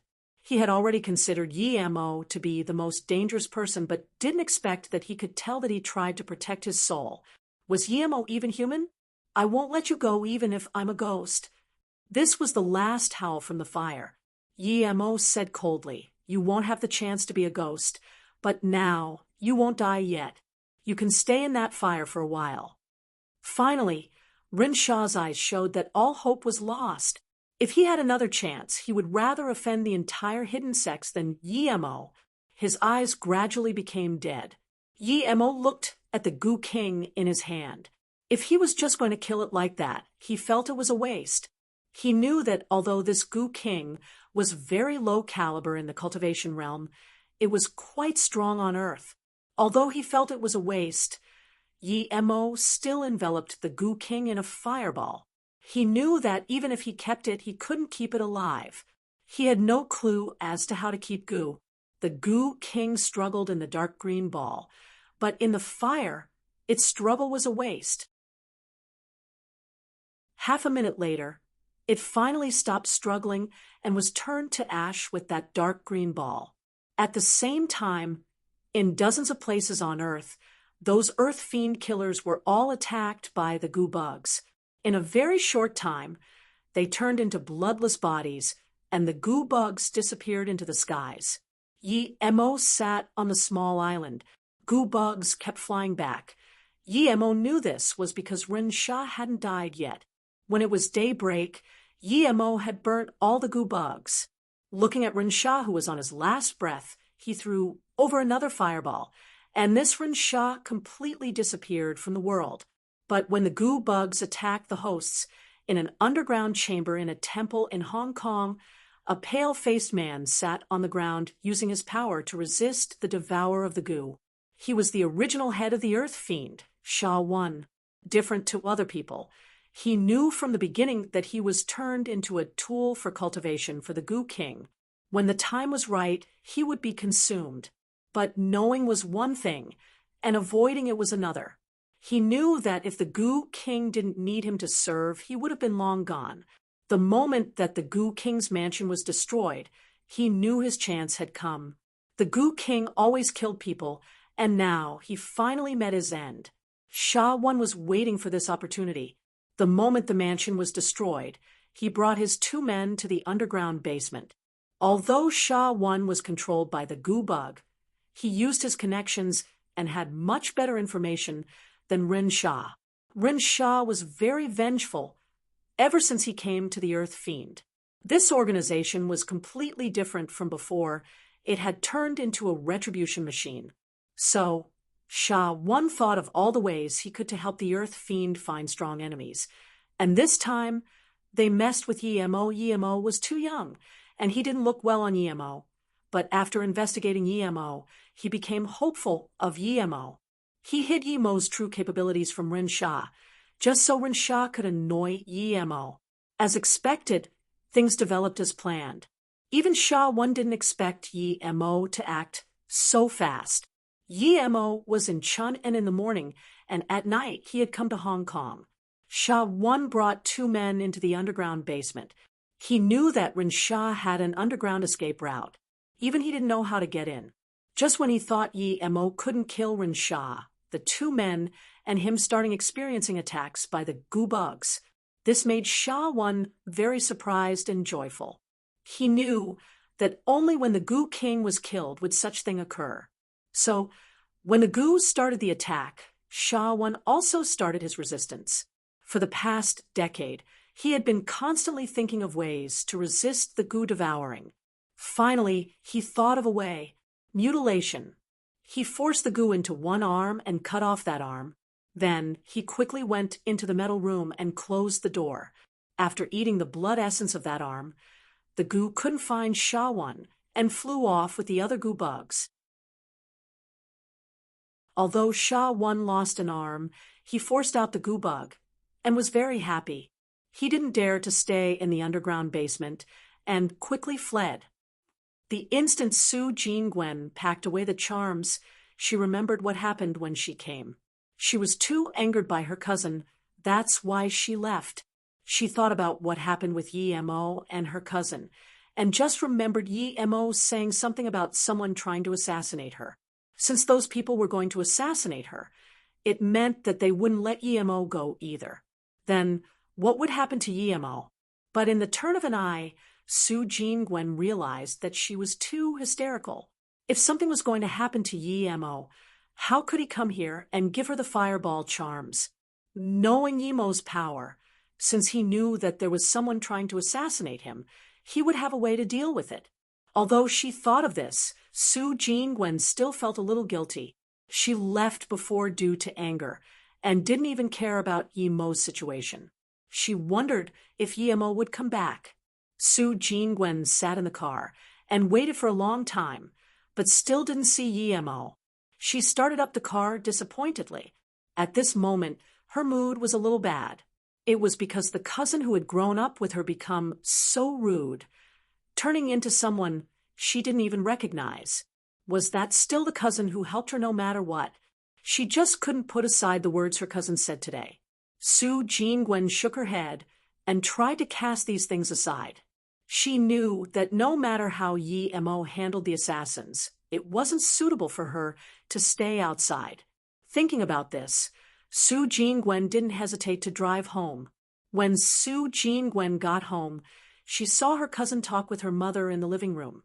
Her face immediately changed. Seeing Su Jingwen come back, her mother Muan smiled and said, "Xiaowen, your cousin has been waiting for you a long time. He says he has business with you." Su Jingwen rubbed her forehead and said plainly, "Mom, I don't feel right today. I'm going to rest." Then she didn't even look at Xie Weijin and just turned to leave.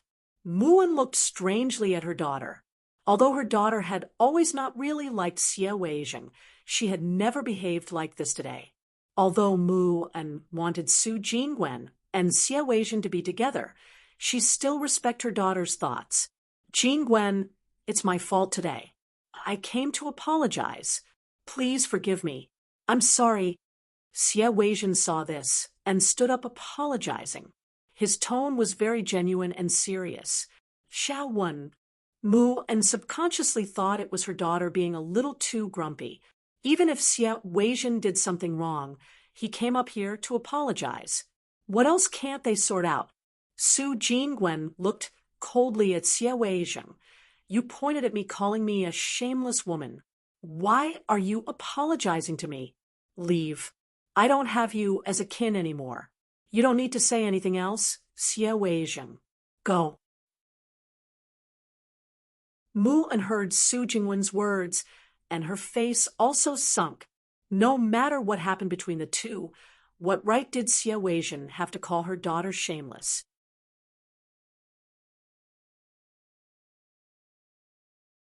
Xie Weizhen didn't expect Su Jingwen to actually say it out.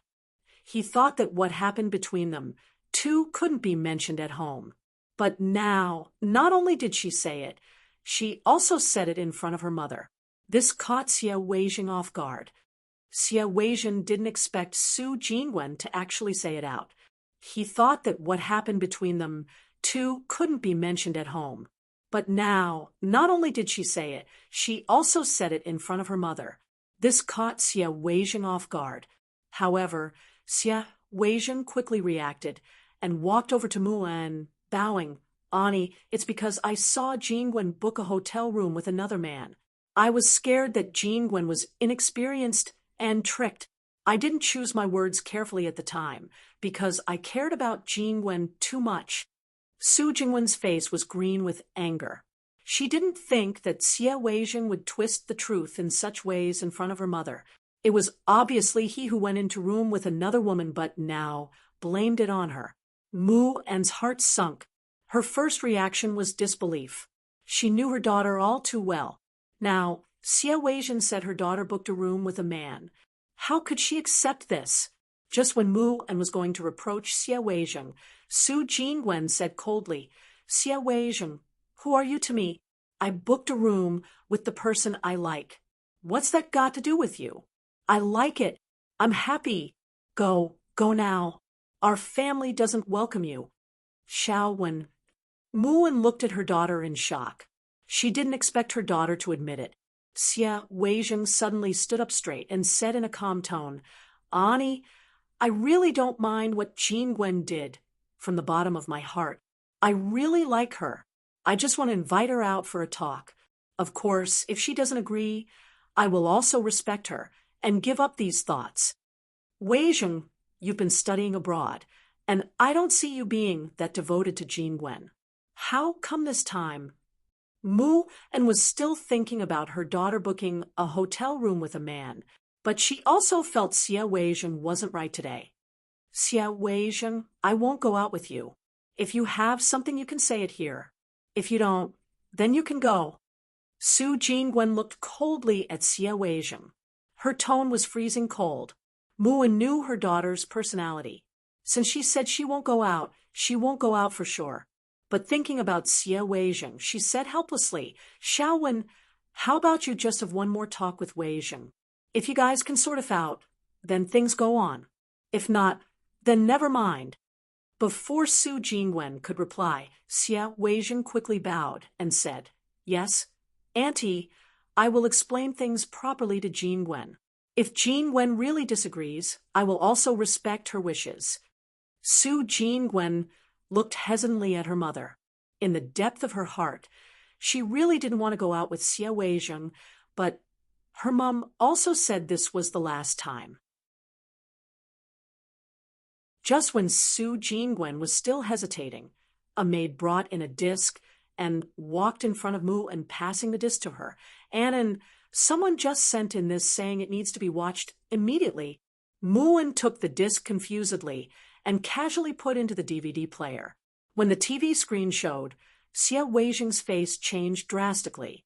He walked up a few steps and was going to take out the disc. Mu-an stopped him. "Weizhen, what are you doing?" Xie Weizhen's face changed many times before saying, "I'm a little uncomfortable. I'm going." Then he didn't even care about Mu-an's strange eyes and turned to leave. Mu-an and Su Jingwen, who were very confused, quickly knew from the disc why Xie Weizhen was leaving. This disc recorded the plans Xie Weizhen had for Yi Mo and Su Jingwen. The more Mu-an watched, the angrier her face got. Xie Weizhen was planning to capture Yi Mo and Su Jingwen, and then get many people to rape Su Jingwen in front of Yi Mo. After this, they were still planning how to transfer Mu-an's assets. Slap. Mu-an slapped the tea table. "What did I do to your Xie family? How dare you be like this?" "Mom." Su Jingwen quickly came to pat her mother on the back. She was scared her mom would get sick. Although she already knew what sort of a person Xie Weijing was, she was still in disbelief at his brutality. He was asking her out so he could rape her. After long, Muan calmed down and turned off the DVD player. She looked at her daughter and asked, Xiaowen, did you really? Su Jingwen shook her head. Mother, it was just a friend. I was in the room with my friend, and when we came out, we happened to see Xie Weizheng with another woman. He was going to hit me, but my friend taught him a lesson. This bastard, Muan said, and then after a while, she continued to ask, Xiaowen, did your friend send this disc? Su Jingwen contemplated for a while, and then said, I believe it is him, but he probably has something on so he didn't come. If you have time, get your friend to come sit for a while.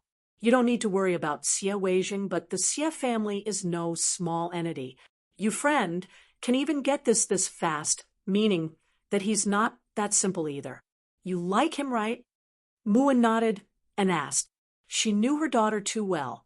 If her daughter didn't like this person, then she wouldn't go into the same room with this person no matter what. Su Jingwen blushed and hesitated for a while before saying, Mom, he already has someone he likes. And it's not that I like him. I just don't have any vigilance for him. I feel he's trustworthy. He's a good person and… Muan smiled. You've said so many good things about him. How can you still say you don't like him? So, what if he has someone he likes? As long as they're not married, anyone can like him. Plus, my daughter is no lesser than anyone else. What were you going to say before? Muan felt quite guilty to her daughter. If it wasn't for this disc, she was going to persuade her daughter to go out with Xie Weizheng. You know one's face, but you don't know one's heart. Muan sighed. Xie Weizheng only went out a few years and had turned so cruel, but you couldn't tell from his appearance at all. Su Jingwen could only say, Mom, he's Emo, the one who cured your sickness and the one sold me the spirit-cleansing charm. It's him. Muan had long been wanting to see Emo and didn't expect him to be in Ninghai. Xie Weizheng walked out of the Su family with a bleak face. He really couldn't understand how his discussion in the afternoon turned into a disc this rapidly and was sent to the person he was plotting against. Xie Weizheng opened the car door and sat in the car spitting coldly. Su, so what if you know? I will make you regret betraying me. What I can't get, no one shall get. Pity, you no longer have that chance. A voice suddenly came from his back seat. Who is it? Xie Weizheng turned around abruptly and saw a middle-aged man holding a gun at his head. This man sneered, You can go back and see your men in hell. Who I am is not important. The people in the business call me Ninth Uncle. You can call me that too. Oh, by the way, my previous occupation is a killer. Xie Weizheng calmed down from his initial shock. He wasn't someone inexperienced. Soon, he realized that the disc was also sent by this Ninth Uncle. Ninth Uncle, we have no feud. Plus, aren't you killers doing your job for money? How much do you need? Name your price. Although Xie Weizheng was shaking, he immediately realized what was the focal point. Ninth Uncle sneered, Drive your car first. After Xie Weizheng started the car, the middle-aged man said coldly, No feud? You are attacking my boss's woman. Is that no feud? Emo is my big boss and Su Jingwen is my boss's woman. Tell me if we have feud or not. You only have yourself to blame. Xie Weizheng opened his mouth. He didn't expect Emo to be this powerful. In the turn of an eye, not only was his schemes known, and he became a prisoner to Emo. Since this man was a killer, what else didn't he dare to do? Perhaps he would shoot his head the next moment. Now, Xie Weizheng was really scared. Emo killed Ren Sha and destroyed all the goo bugs. Then he spun around the island. This island was very small, less than 1 square kilometer. Ren Sha didn't build any grandiloquent houses on it, just a few simple bases used for his cultivation. However, Emo didn't know why Ren Sha bought such a small island. Emo felt a lot more relived after annihilating the Earth Fiend. That constant feeling of threat had gone. Yemo walked into a room. This was probably used by Ren Sha for cultivation. He wanted to see how this Ren Sha cultivated. Just when Yemo walked in, he was shocked by the dense spirit chi here. Although this was still a far cry from the cultivation realm, it still surprised Yemo. Spirit chi was too rare, and the density of this chi here was very good despite having some impurities. Yemo soon discovered that the chi here was dissipating. He looked around and immediately realized what was going on. He couldn't help to curse Rinsha. There was a spirit well here, but after Rinsha found this place, he dug the spirit well and ruined it. Although it was faster to cultivate here, the spirit chi here would soon dissipate. A dug-up spirit well. No matter how strong Yemo was, he couldn't recover it. The only way was to sit down and cultivate, absorbing as much as he could. Once the spirit chi dissipated, he couldn't absorb anymore. Thinking about this, Yemo sat down and cultivated without hesitation.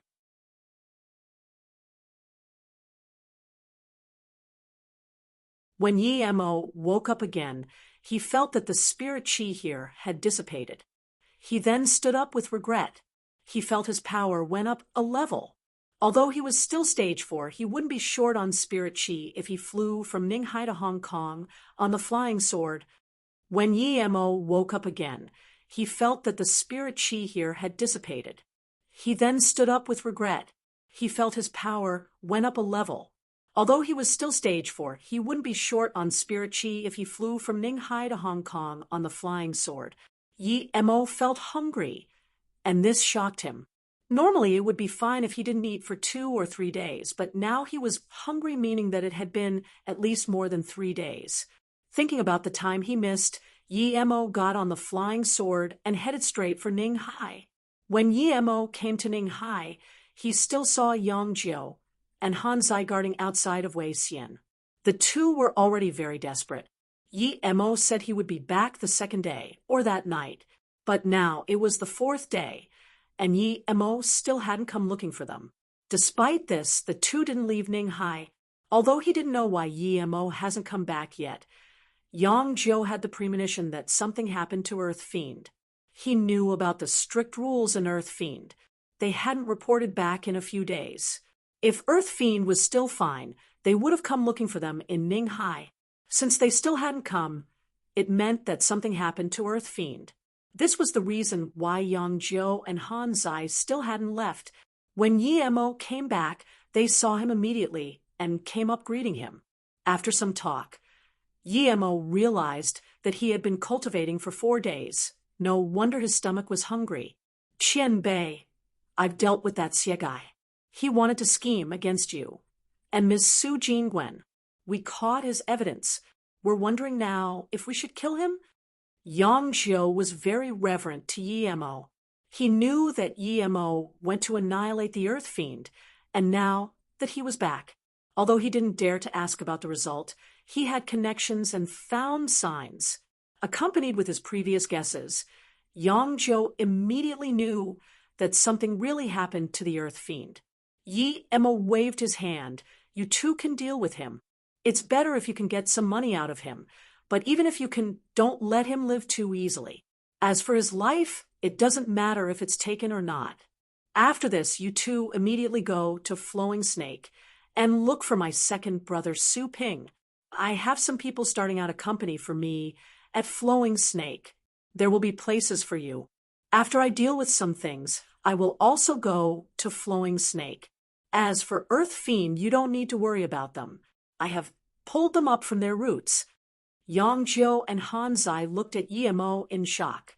He actually annihilated the Earth Fiend, pulling such a big hitman organization from its roots. This was only a few days. Yemo seemed more mysterious in their hearts now. After arranging the two, Yemo didn't go look for Su Jingwen.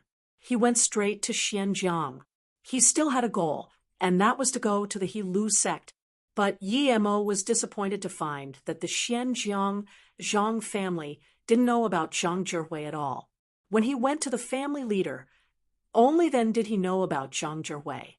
However, the leader told Yemo that Zhang Zhihui hadn't met up with them, nor contacted them for a long time. Yemo estimated. It was actually after he sent Zhang Zhihui to annihilate the Broken Fist Hall. There was no longer any news of Zhang Zhihui. Putting that aside, Yemo went to Wuliang Mountain. Since the Earth Fiend was gone, he needed to bring back his sister Tang Beiwei. Wuliang Mountain still looked the same with many tourists. Yemo came to the entrance of Serenity. On the platform, he realized that the chain to Serenity had gone. Someone cut the metal chains? Yemo was shocked. This definitely wouldn't be by Serenity because although the hidden sects didn't go into the world, they would still have connections to the outside world. They still had some necessities that they needed to trade. If his sister wasn't there, he wouldn't be so worried, but she was. Yemo immediately stood on the flying sword and came to the opposite side of the cliff. Soon, he went into the Serenity Valley, coming out of the tunnel, and at the end of the small road, it was the front door of Serenity. He scanned his spirit sense in. Tang Beiwei was looking after the blue flower, blue leaf grass and seemed to be very focused. It was as though nothing could move her attention from it. Yemo breathed easy. Tang Beiwei was fine. Looking at where she lived, it seemed fine. Jing Xian didn't mistreat his sister. Yemo quickly went into the yard that his sister was in and called, "Beiwei." Tang Beiwei turned around abruptly and saw Yemo. She dropped the spade in her hands without a thought and ran away, pulling Yemo's arm, and said with a face full of joy, "Brother, you're here." Yemo patted her shoulder apologetically and didn't know how to say it to her. "What's wrong, brother?" Tang Beiwei felt Yemo's hesitation and asked desperately. She had a bad feeling in her heart. "Beiwei, sorry, brother went a little late and your mother has already passed away." Yemo took out Tang Jing's ashes and passed it to Tang Beiwei. Although he knew this would only make her sad, he didn't know any other way to bring it to Tang Beiwei.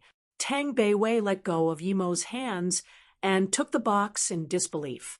She couldn't say anything for a long time. Although Tang Jing wasn't her real mother, in her heart, no one could take Tang Jing's place. Tang Jing was her mother, but her mother was taken to Beijing. How long had it been? And an ash box was brought back. She couldn't take it. She couldn't believe it. Her mother went to enjoy life, not die. Why did things have to be this way? Why? Tang Beiwei was frozen.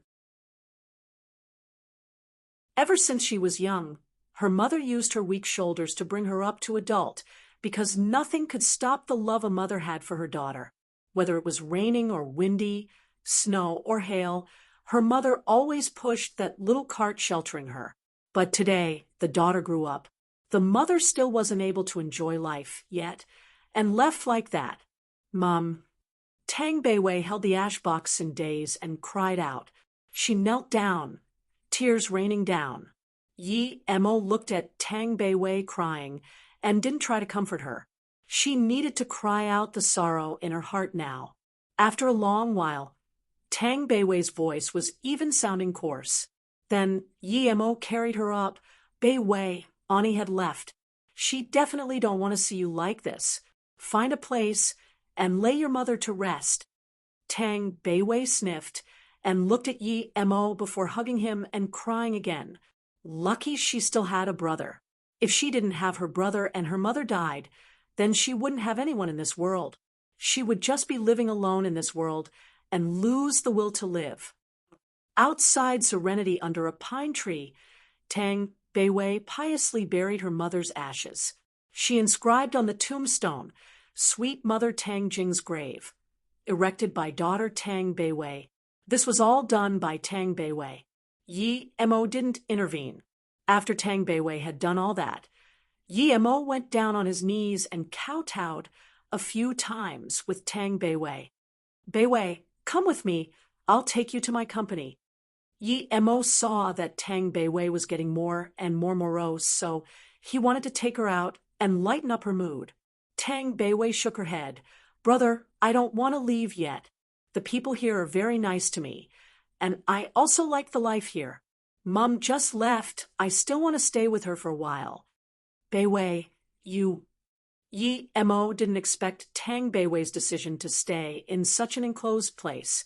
Tang Beiwei walked by Yi Mo's side and held onto his arm before saying slowly, "Brother, other than you, I have no other kin in this world. I know you're going out to find Luo Ying. I might as well wait for you here. After you find her, you can bring her to see me." Then she stayed silent for a while before saying softly, "Brother, sometimes I really hope I'm not your sister. If I'm not, I will marry you and go find Luo Ying with you." Tang Beiwei was very clear in her mind that even if she left with Yi Mo, she would still be living by herself. Yi Mo would be going out to find Luo Ying, and she was used to living here. Yi Mo rubbed Tang Beiwei's hair and said, "Don't talk nonsense. Let's go to where you stay first." Brother, the blue flower blue leaf grass you gave me last time grew another flower. Tang Beiwei seemed to have recovered a little from the sadness. Yi Mo nodded and said, "I've seen it already. You've taken good care of it. Thank you, Beiwei. And your cultivation is going well too. You have reached stage 1. You still need to work hard though. I will teach you properly this time before I go." Tang Beiwei shook her head, however.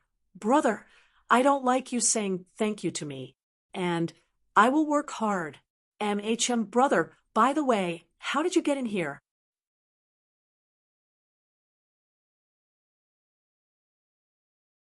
Patron Yi, what Beiwei asked is also what I'm curious about. Jing Xian appeared silently in front of Yi Mo and Tang Beiwei. Patron Yi, what Beiwei asked is also what I'm curious about.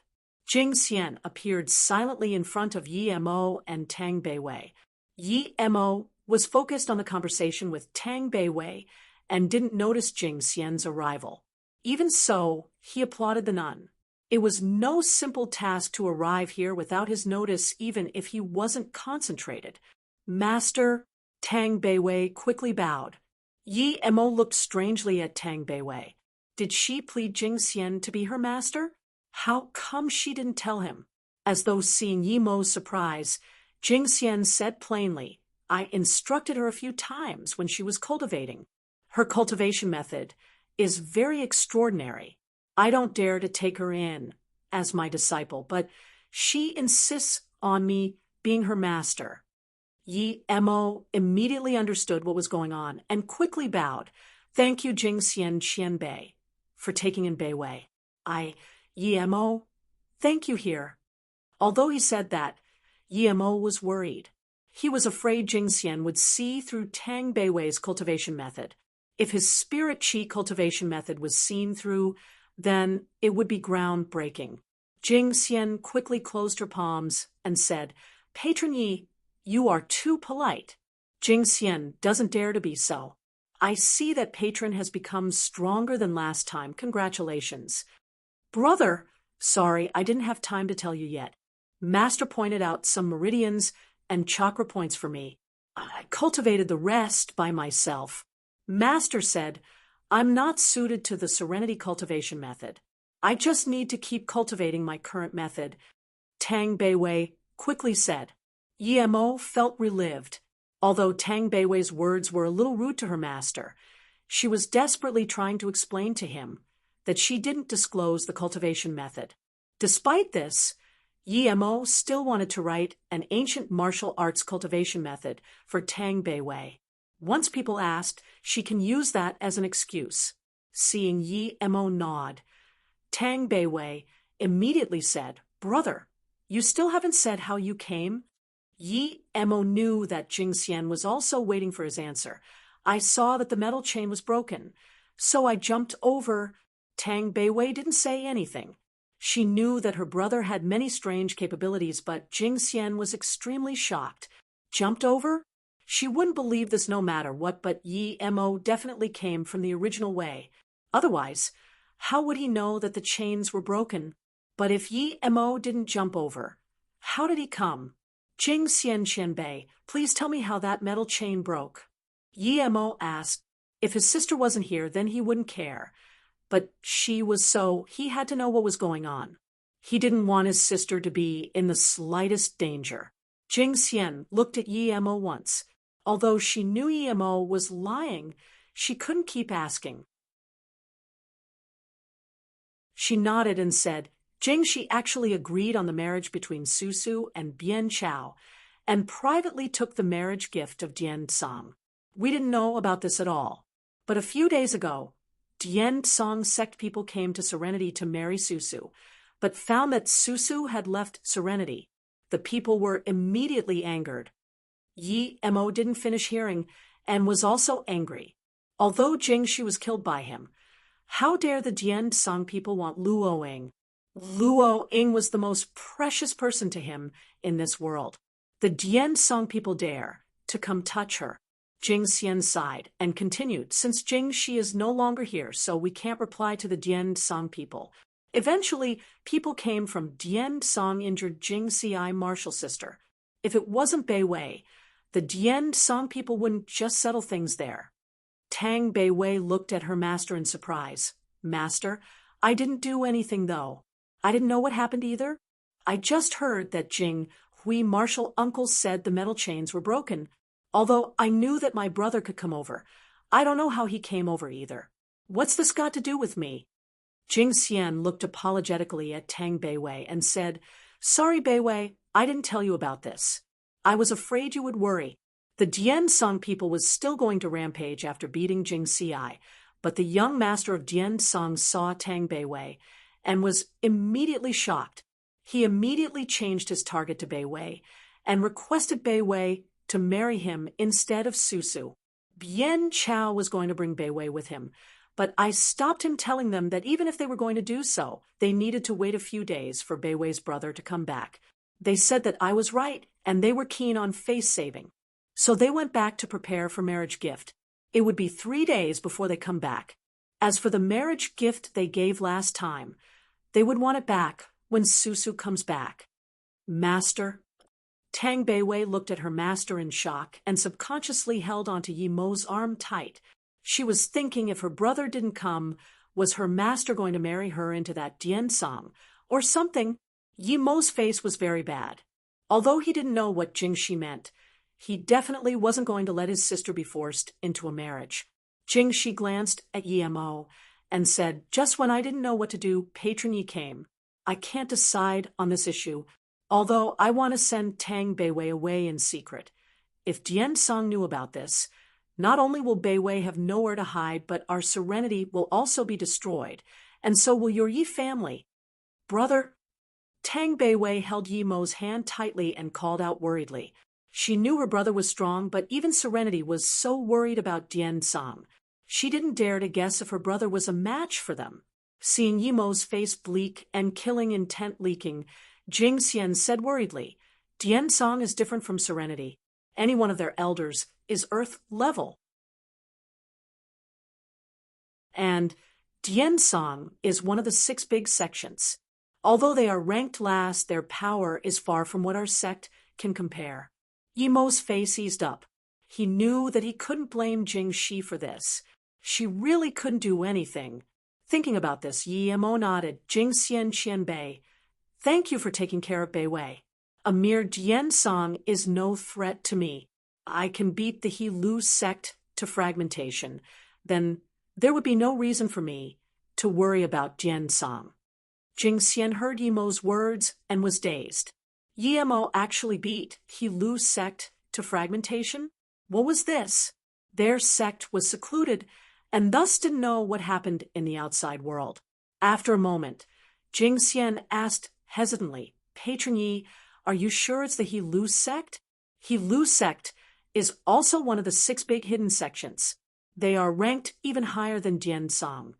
Yi Mo smiled. They schemed for my blood coral and ambushed me, but I killed them all. Then these people wanted to cause trouble at the Beijing Yi family. I killed all of them again. By the way, Jing Xianqianbei, I want to go to the base of He Lu sect and see. Do you know where their sect is? Jing Xian replied after a long while. Sorry, I don't know. Even if I do, I can't tell you. This is the rule of the hidden sections. Despite guessing this would be the result, Yi Mo was still a bit disappointed. He pulled his sister's hands and bid goodbye to Jing Xian and returned to where his sister lived. Once returning there, Yi Mo asked, Bei Wei, tell me, you didn't teach anyone else the cultivation method I taught you, right? Tang Bu immediately said, No, brother, I know what you taught me is different from them. I'm not that dumb. My master just felt that the speed with which I gathered inner qi was very rapid, and thus thought my cultivation method was really good. She never asked me what I was cultivating, and just gave me tips on things I didn't understand. Yi Mo nodded and said, Good.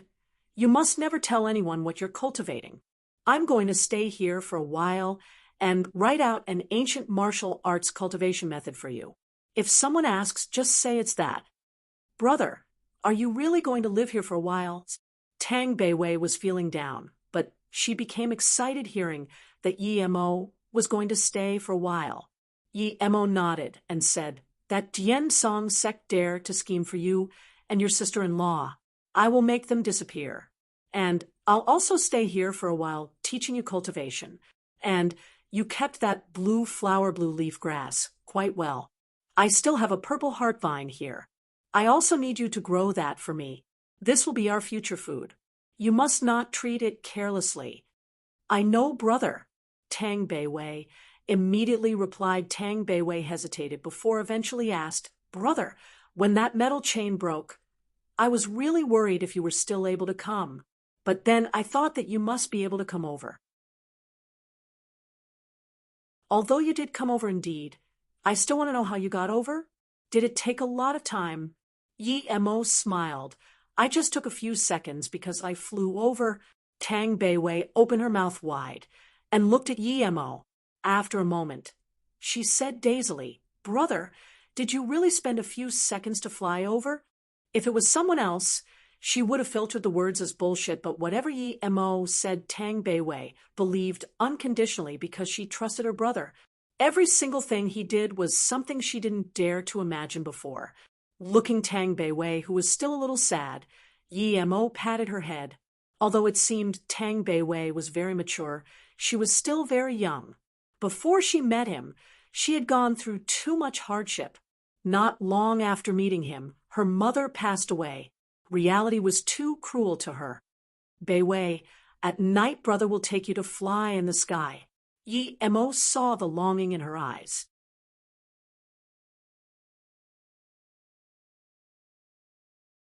The night was quiet. Jing Xian stood outside, the tallest temple of serenity, looking out into the boundless cosmos. Serenity was passed on from her master to her, but was controlled by her little martial sister for many years. If Yi Mo didn't come, this stalemate would continue. The night was quiet. Jing Xian stood outside, the tallest temple of serenity, looking out into the boundless cosmos. Serenity was passed on from her master to her, but was controlled by her little martial sister for many years. If Yi Mo didn't come, this stalemate would continue. Countless times, she wanted to warn Jing she not to cross the line and do things for the good of the sect, but she couldn't say it, much less do anything. It was because Jing she was her martial sister and saw the things between him and her with her own eyes. Although Jing she didn't know that man was Jing Shi's brother. Before he died, he asked her to take care of Jing Shi, but she hadn't been able to do it. She could resist not taking action herself, but she couldn't stop Yi Mo from doing anything. She originally thought that Yi Mo would be no match for Jing Shi, and she would come out to mediate the fight in the end. But she didn't expect things to turn that quickly. Jing Shi was actually killed by Yi Mo. She felt she owed him and didn't do as she promised. After Jing Shi died, she cast these thoughts aside and wanted to improve serenity, but then Dian Song came. Jing Xian sighed. Perhaps she really wasn't suited to being the sect leader. A purple ray shot over from not far, but Jing Xian was shocked. She rubbed her eyes as she thought she was seeing things, but after looking carefully, she found out her eyes were right. It was real.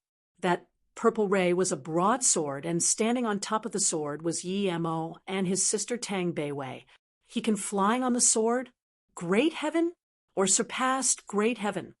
Jing Xian was dumbfounded. She finally understood how Yi Mo came over, but she was more confused.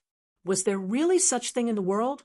This had surpassed the realm of ancient martial arts. Even great heaven masters hadn't been said to be able to fly on swords. It's said that the De Mo ancestor cultivated ancient martial arts to the extreme and crossed a river with a blade of grass. But even so, he couldn't fly on a sword. Brother, are you saying I can do this as well? Tang Beiwei stood on the flying sword and was lost in this endless sky. Her melancholic mood also lightened up. You can. Yi Mo nodded. Yi Mo was arranged to stay in Luo Ying's room. This was also what he wanted. He liked where Luo Ying lived before. It gave him too many memories. The second day, Yi Mo felt that the way Jing Xian looked at him wasn't quite right, but he didn't care. 3 days passed quickly as Yi Mo taught Tang Beiwei cultivation. During this time, other than Jing Xian coming to talk to Yi Mo occasionally, no one else came. Then, the Dian Song people arrived outside exactly on time. This time, there were 5 here. Other than one who was black level middle stage, the rest were at least earth level middle stage. These 5 people were enough to annihilate the Serenity. However, these people were stopped from entering by a young man. We Dian Song people are here to present the marriage gift. Who are you, daring to stand in our way? The leading man was in his 50s. He was bulky and had a silky, white robe seaming very tightly. I am Tang Beiwei's brother. I don't agree to the marriage for my sister. You may leave. I'm standing here not to let dogs in case they go around biting people. Yi Mo smiled. The white man didn't even have time to react to the first half of the sentence before his face developed into rage by the second half of the sentence. Their sect was ranked 6th in the outer hidden sects, but was still one of the 6 big sections. This arrogant young man dared to be so cocky, calling them dogs. You've got balls. What right have you to dictate to us? So what if you disagree? What sort of thing are you? Even if our young master wants your mother, you'll have to agree, much less your sister. The weakest man yelled and was full of contempt in his eyes. Yi Mo's eyes went cold. He took a step forward and shot out a wind blade. The white-clothed man reacted quickly. He saw Yi Mo come over, and before Yi Mo could get near that man, he punched.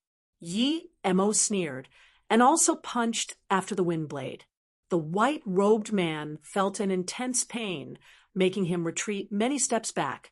There was still huge, pulsating pain in his arm. Splat, blood shot high, and that cocky black-level warrior was cut in half from head to toe. Blood and organs flew around, writhing with the body, making the scene very eerie and terrifying. Everyone was stunned. Animal, you're asking to die.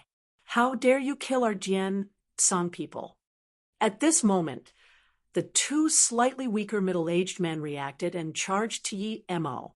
One kicked to Yi Mo's kneecap, the other kicked to Yi Mo's dantian. Obviously, they wanted to break Yi Mo's leg and abolish Yi Mo's power so they could torture him slowly. They could tell that although Yi Mo killed their companion, that was due to the ambush attack, and that companion was the weakest. Thus, they were very confident in themselves. They were sure 2 kicks were enough to break Yi Mo. The leader man was shocked instead. He didn't expect Yi Mo to be this strong at such a young age. Even so, he still wasn't a threat to him. Although that punch was strong, it was at most Earth-level primary stage power. Now that his 2 companions attacked Yi Mo, there was a jeer at the corner of his mouth. No matter how strong Yi Mo was, he couldn't avoid that. No matter who Yi Mo was to Tang Beiwei, he couldn't act cocky in front of Dian Song. There was only death for those who killed the Dian Song people. However, if he knew that Yi Mo didn't even use 1/10 of his power, what would he think? Yi-mo, due to anger, used 90% of his power for that wind blade, but only used 10% for his punch. Seeing the two kicks, Yi-mo knew that they underestimated him, but even so, he wouldn't have mercy. He swooped out with his leg. Crack, two crisp sounds, and the two men's legs were broken. By the time the leader realized that his men broke their legs, Yi-mo already kicked twice again. The two were kicked flying and splashed blood all over the sky, falling into the distant cliff. Dead. 2 Earth-level warriors dead. Including the one before, 3 of the 5 of them had already died. The remaining 2 looked at the cliff in astonishment. The other man beside the white-robed man looked in rage and howled as he charged at Yi-mo. The white-robed man pulled him in time. Zhongdan, don't be impulsive. Although his 2 companions didn't use full power, he could tell Yi-mo got an unfathomable depth of ability.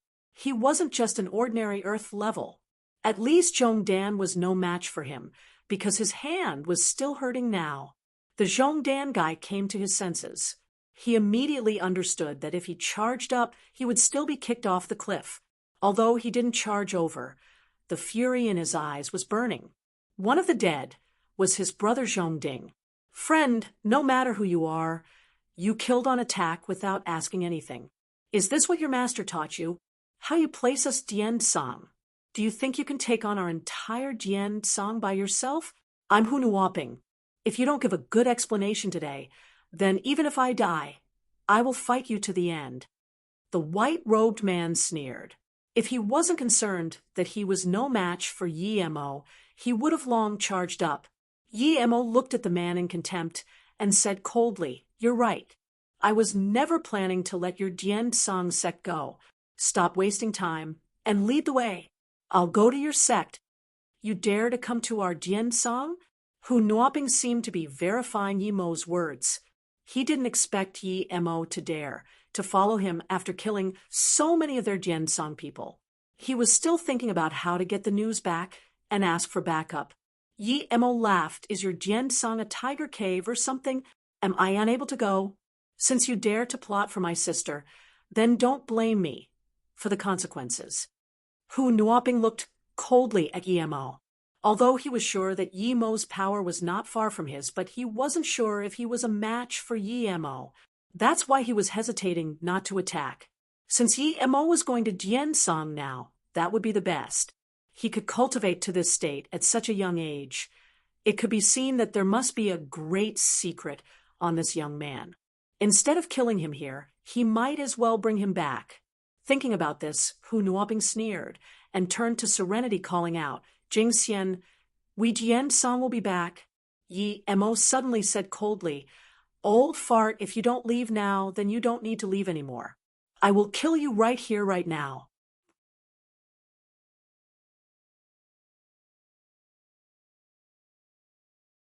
"Brother, you need to be careful." Tang Beiwei resisted the disgusting bloodbath and came up in front of Yi-mo. Although she wanted to go with Yi-mo, she knew that she wouldn't be able to help and would instead be a hindrance. "Brother, you need to be careful." Tang Beiwei resisted the disgusting bloodbath and came up in front of Yi-mo. Although she wanted to go with Yi-mo, she knew that she wouldn't be able to help and would instead be a hindrance.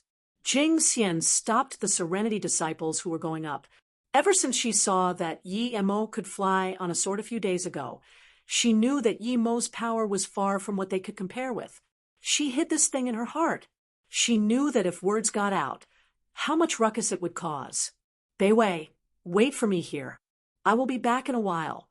Yi-mo comforted Tang Beiwei and then followed Hu Nuoping the two and left Serenity. Hu Nuoping heard Yi-mo's words and sneered inside. He wanted to come back after killing our Dian-sang people? He was dreaming. Yi-mo followed the two onto the cliff at Serenity before he knew how they came over.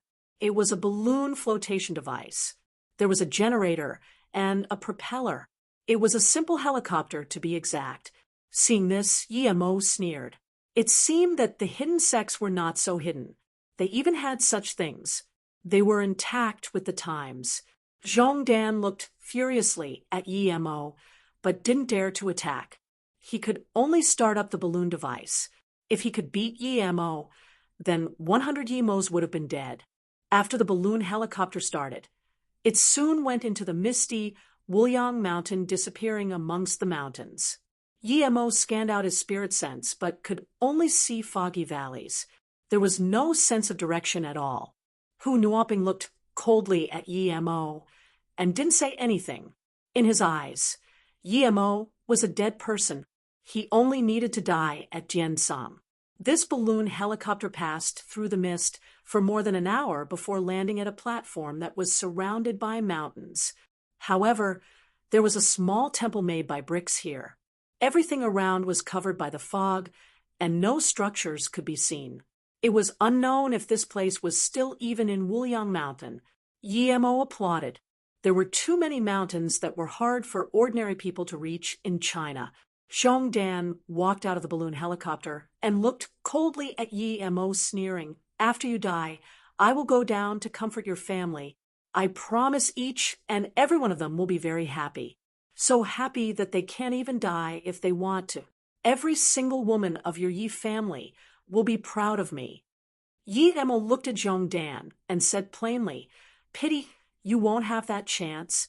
Then he raised his hand and let out another wind blade. Zhongdan was suddenly split in half, falling with shocked eyes. "You dare to still kill people at the foot of our sect?" Hu Nuoping looked as though he was going to eat Yi Mo, but he didn't dare to attack. However, he was just more shocked. Even his tone was shaky. Originally, he just thought Yi Mo had a fast blade, so fast that he didn't notice at the time. But just now he saw it clearly. Yi Mo didn't use a sword at all. He just swiped with his hand. Was this the legendary qi gathering to form blade? His face was like a dead man's. If this Tang Beiwei's brother was really this scary, then even if Dian Song killed him, how much price would they have to pay? He didn't dare to imagine. Yi Mo said plainly, "Hu Nuoping, if you say any more and not lead the way, then I will kill you as well. My patience is very limited." Hu Nuoping shivered and turned to leave. He didn't dare to piss off Yi Mo. Although it was only a short time, he had completely understood what sort of person Yi Mo was. He was a demon. Dian Song was also like an overlord, but in front of him, Dian Song was an old granny eating vegetables. Seeing Hu Nuoping continue walking, Yi Mo followed, but before he left, he waved his hand, and 2 fireballs shot out, turning that small temple and the hot air balloon into a gust of fire. Hu Nuoping looked at the 2 gusts of fire as his mouth spasmed. He didn't say anything but walked faster. Yi Mo followed, Hu Nuoping across 2 dozens of meters long metal chains and crossed a few valley roads before reaching a group of ancient-style buildings. In front of these buildings, there was a 50-meter-tall mountain stairs. After the stairs, there was a huge monolith a few meters tall in front with the 2 big words Dian Sang. Yi Mo sighed. Whether it was temperament or environment, Dian Sang was so much stronger than serenity. Just these ancient yet elegant buildings weren't something serenity could compare with. Elder Hu Nuoping walked in front of the stone monolith, and a guarding sect member greeted. Yi Mo scanned his spirit sense. If he didn't come here himself, he really couldn't imagine that there was such an heavenly realm-like place amongst these mountains. It seemed that there weren't much disciples in this sect either.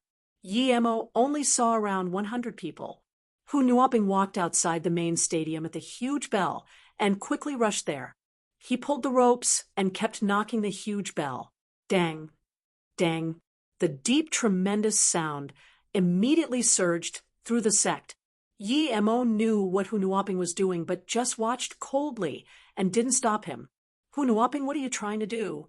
An old man with white beard charged out from the stadium and pointed at Hu Nuoping in anger.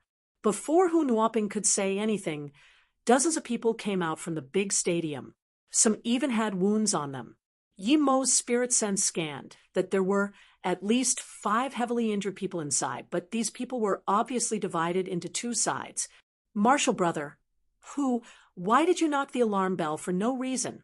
Is someone going to annihilate our Jian-sung? Another old man walked out. His face was obviously unhappy. Nuoping deigned to expect the Jian-sung people to be already gathered here, but he didn't have the mood to think. He immediately went up to the middle-aged man in the middle and bowed before pointing at Yemo, sect mater. This person killed multiple members of our sect and followed me to Jian-sung, wanting to annihilate us. Please make the order to kill this man immediately. Hearing Hu Nuoping's words, the dozens of Jian-sung sect members surrounded Yemo without the sect leader's orders. Those who still had enmity towards each other directed it to Yemo. The middle-aged man called the sect leader looked at Yemo for a long time before saying, Elder Hu, I only see you from the people who went with you to Serenity. Are you saying this man together with Serenity killed everyone who went with you? Yes, sect master. This man calls him Tang Beiwei's brother. We didn't even go into Serenity and had 3 of us killed by him. Then, on the way back, Zhongdan was killed by him. Before he came in, he also burned out Jian-sung Temple at the foot of the mountain. Hu Nuoping said with gritted teeth. Before the sect leader said anything, a big man with a face of beard pulled out his hack sword and charged at Yemo. In his eyes, Yemo killed many Jian-sung people at such a young age. It must be due to some tricks. Crank. The man's long sword was stopped. It was a middle-aged man who used a long sword. You Xianlin, why are you stopping me? This person killed this many of our Jian-sung sect members. Are you going to help him? The bearded man yelled in anger. This middle-aged man said slowly, Bianfeng Marshall brother, this man killed our Jian-sung sect members. He must die for sure, but before this, should we ask or not why he killed out sect members? If it wasn't for Bian Chao's arrogance, why would he come killing our sect members? Seeing Wang, Xianling stopped Bianfeng. The middle-aged sect leader showed anger. Wang Xianling, are you going to help this outsider who killed our sect members? Bian sect master, this man killed our sect members. Not matter what reason, he has to die, but if it wasn't Bian Chao, why would he do that? Why would our sect members go to Serenity? Plus, this man could kill our sect members, meaning that Serenity was helping him. If it wasn't for Bian Chao, why would Serenity have conflict with us? Although Hu Marshall brother brought him back for punishment, I still hope that sect leader can be fair and punish Bian Chao heavily and give out your position as sect leader. Otherwise, we can disregard offending Serenity, but what if we offend one of the 6 big sects next time? This was the old man who reproached Hu Nuoping. Yemo had understood now. This old thing's thought he was brought back by Hu Nuoping, and when he came with Hu Nuoping, Jian-sung seemed to be in internal conflict. This old man's side seemed to have conflict with the sect leader's side. They were fighting for the position of the sect leader, and then he and Hu Nuoping came in and interrupted this. Hu Nuoping opened his mouth, wanting to explain that Serenity didn't help Yemo, but he also could tell that Jian-sung was in internal conflict. Yemo sneered, "Shut up, all of you. Bring out Bian Chao now. Before I slaughter, I need to sever this scum's legs. Otherwise, I came all this way, but still haven't seen the pig I'm supposed to kill." Yemo's angry yell made this entire place silent. Everyone stared at Yemo. What right did this young man have to be this cocky? He was facing all of Jian-sung, and he still dared to be so cocky. He's lived enough, has he?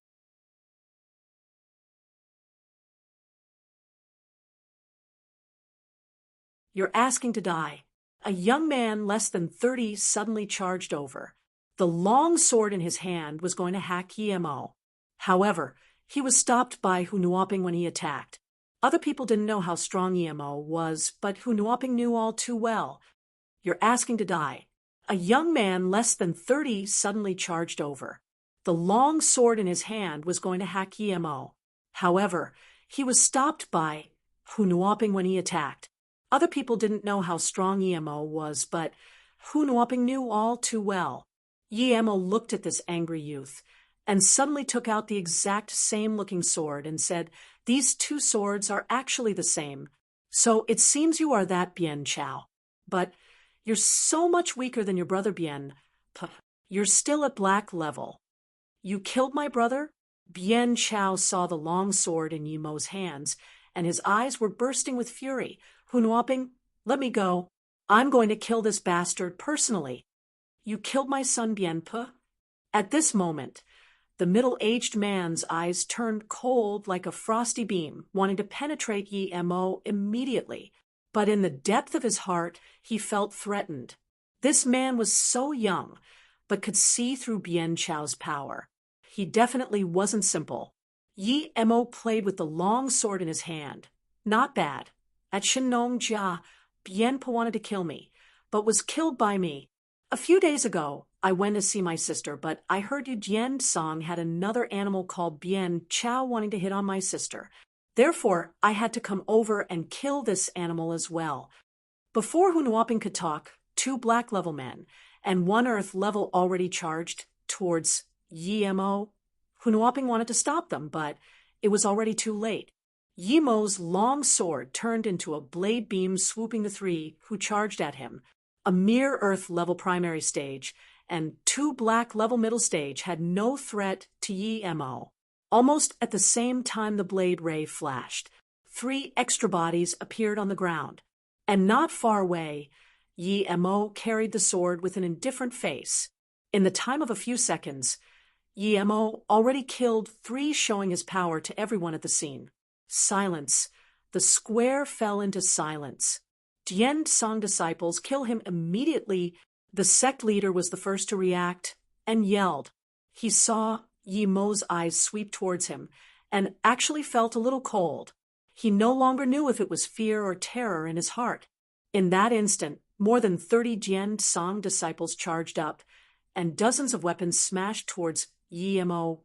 Bien's sect leader looked at the old man beside him who didn't move and the 20 or so people behind him who also didn't move and said coldly, "Elder Lu, the enemy is in front of us. Why aren't you moving?" The old man sneered. "Bien Shihai, you don't deserve to be sect leader. You couldn't educate your son and cause such trouble for Dian Song, and you still want me to help you?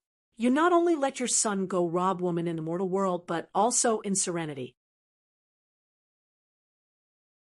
Now, someone has attacked us. Your son made this mess, and why should we wipe his ass?" Bien Shihai laughed. "Lu Russian, stop being disgusting. You are noble enough yourself? Who killed more than 50 people in Beijing 2 decades ago? Who hunted someone for over 30,000 kilometers for a spirit-washing flower? Now, you want my position? Stop dreaming. Even if your people don't attack, you think I can't kill a mere kid? Really? Then have a look," Lu Russian said coldly. When his men surrounded Yi Mo, Bien Shihai no longer looked at Yi Mo anymore. There were more than 30 people and 5 earth levels among them. No matter how strong Yi Mo was, he would be dead for sure. But when Bien Shihai turned around, it was as though he fell into an ice cave. Those attacking Yi Mo had died, more than half. Broken limbs flew everywhere. Hunuoping immediately lay down the Dian Song 7-kill formation. Bien Shihai saw the terror in front of his eyes. He didn't even have time to pull out his sword before he joined the battle.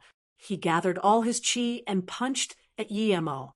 Such strong qi. Yi Mo immediately felt Bien Shihai's intense killing intent and that relentless temperament. Yi Mo sneered. "You want to kill me with one punch?" He also jumped up and punched. The 2 fists clashed, creating a loud thud. Bien Shihai was sent flying many meters away and was stopped by Hunuoping. Bien Shihai was astonished. That punch shattered all the bones in that arm. Yi Mo brought up the sword, creating bloody miss. Another few black level warriors fell to the ground. Resisting the huge pain and shock, Bien Shihai surrounded Yi Mo with Hunuoping and the remaining 5 people. Lu Russian on the side was also shocked. He knew Bien Shihai's power all too well. It was no less than him. They were both at Earth level peak stage, but He couldn't even defend against one punch from this young man. This young man was too absurd.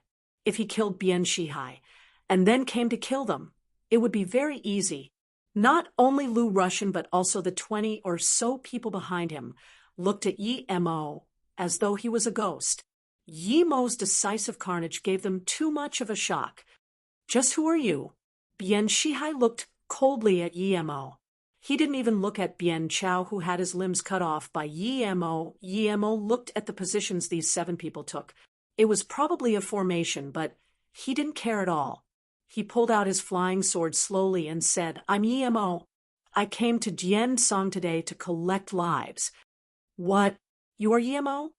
Not only was Bien Shihai shocked, but so was Lu Russian. They were not as ill-informed as Serenity. Actually, they knew everything about Yi Mo's slaughter. Yi Mo destroyed He Lu sect and was looking for He Lu sect's base. It's said that the He Lu sect sealed their sect access due to this. Bien Shihai reacted very fast and immediately knew how terrifying Yi Mo was. He looked at Lu Russian pleadingly, but Lu Russian avoided his look. Bien Shihai suppressed the anger and unwillingness in his heart and said to Yi Mo, "Since you are Yi Mo, you have quite a name. Why won't you let us go? When did our Dian Song offend you? If you want to stand up for Serenity, you just need to tell us, and we will give you your due respect." Bien Shihai was obviously backing down, but no one would laugh at him. Yi Mo was too terrifying, and looked at him. He didn't even seem to fight at full strength. What would happen if he fought at full strength? Yi Mo didn't reply to Bien Shihai and walked in front of Bien Chao and stood on him. "Luo Ying is my wife. Tang Beiwei is my sister. You scum of Dian Song dare come to Serenity asking for Susu and Beiwei. Tell me, should I come annihilate your sect? My motto is, as long as you don't mess with me, I won't mess with you. But since you mess with me, then don't blame me for the consequences." Then Yi Mo stamped heavily on Bien Chao. Bien Chao was killed without even getting to make a sound. "Ye bastard, either you die or I die today." Bien Shihai saw that Bien Chao was killed right in front of his eyes and could no longer hold back his fury. Even if he was no match for Yi Mo, he was still going to kill him. As Bien Shihai charged up Hunuoping, and the other 5 attacked Yi Mo from different angles. Although they attacked from different angles, their target was actually the same spot. 6 earth levels and 1 black level peak stage warrior fought at full strength. Yi Mo actually found that he had nowhere to go. No matter which direction he dodged, he would face full-powered attacks from the other 6. Other than clashing head-on, Yi Mo had nowhere to hide. Even if he were to fly, he had to dodge this round of attack first. Yi Mo roared and gathered his spirit chi, then punched. Rumble. The 7 were sent flying by Yi Mo, but they soon gathered together. Obviously, their injuries weren't serious. But Yi Mo spat out blood and was also knocked back. He couldn't help to be shocked. The formation these 7 made was too strong. The black level dragged down the force of the formation. If it wasn't for that one dragging the others down, that attack would have made things quite hard for him. Yi Mo knew he was injured, but he couldn't dodge. The only way was to fly up, and so he did. The place where they fought already had a few meter deep ditch. Even the cobblestone on the square was pulverized. The 7 both rejoiced after seeing Yi Mo was forced up. It was because this formation had a death trap. As long as a person was forced into the air, no matter what master he was, even great heaven master, this person would be half dead. The 7 people stood in their positions again and gathered all their chi aiming at the blank space in between them. The moment Yi Mo jumped up, he knew he had underestimated everyone in the world. China was big, and there were all sorts of capable people. If he couldn't fly on his sword, today would be the day he died. Yi Mo's keen eyes had perceived what their trump card was. The first punch was the setup, and the second punch was the killing blow. If this formation was used by 7 Earth level peak stages, then even with his current power, he couldn't jump up and could only wait to be killed by the second punch. Pity there was a black level among them. What was more unfortunate was that Yi Mo could fly, so he wouldn't fall down. Lu Russian also looked strangely at the 8 people fighting. He wanted them to kill each other, or Yi Mo kill Bian Shihai. But now, it seemed that Yi Mo was dead for sure. But that was good as well. After all, Yi Mo killed most of Bian Shihai's people. The remaining few were not a threat.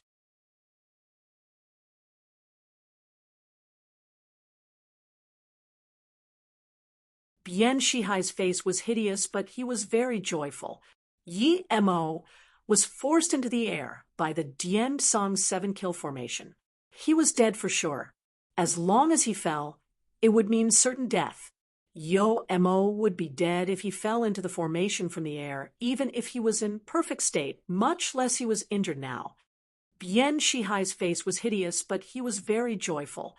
Yi Mo was forced into the air by the Dian Song 7-kill formation. He was dead for sure. As long as he fell, it would mean certain death. Yo Mo would be dead if he fell into the formation from the air, even if he was in perfect state, much less he was injured now. Rumble. Bian Shihai led the 7-kill formation into a second full-powered attack. Bubbles and dust flew everywhere, but Bian Shihai and Hunuoping's hearts sank. That hit didn't seem to have hit Yi Mo. They didn't dare to believe that. Even great heaven masters couldn't stop in the air and wait until their punches landed, much less Yi Mo wasn't great heaven. There was no way that attack could be dodged, but the truth hit them hard. Retreat! Bian Shihai reacted rapidly. He knew things weren't good as soon as that attack missed. Although he didn't know how Yi Mo stayed in the air, but as long as he did, then they would be the ones to die.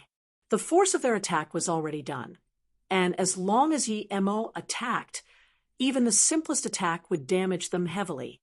Although Bian Shihai was the first to react, he still seemed a little slow. A door-sized huge sword swooped down with cold wind and spun the 7 together. No, Bian Shihai could no longer control the terror in his heart and tried to retreat by using all the qi in his body. Slice. A huge sword sliced, and the huge square of Diansang's sect had a more than 10-meter deep ravine slashed out by this sword. Other than Bian Shihai, who barely managed to escape, the remaining 6 all died. With blood spewing out of his mouth, Bian Shihai stood there like a doll looking numbly at the place he had stood before. It had turned into a deep ravine.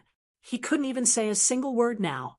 Yi Mo's power and menace exceeded his comprehension. Was this even human?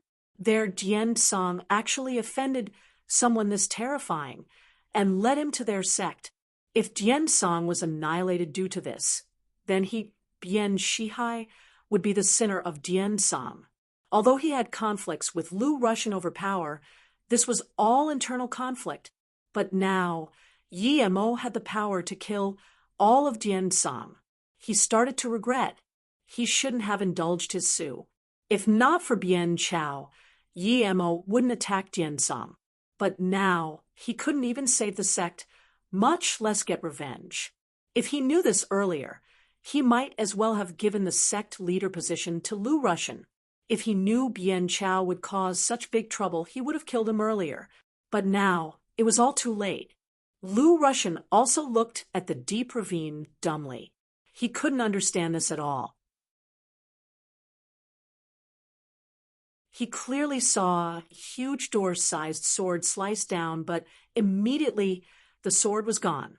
Was he dreaming? Lu Russian looked at the disciples with their mouths wide open behind him. He knew what he saw is real. Yi Mo indeed hacked down with a huge door-sized sword, but then the sword turned into nothing and disappeared quickly.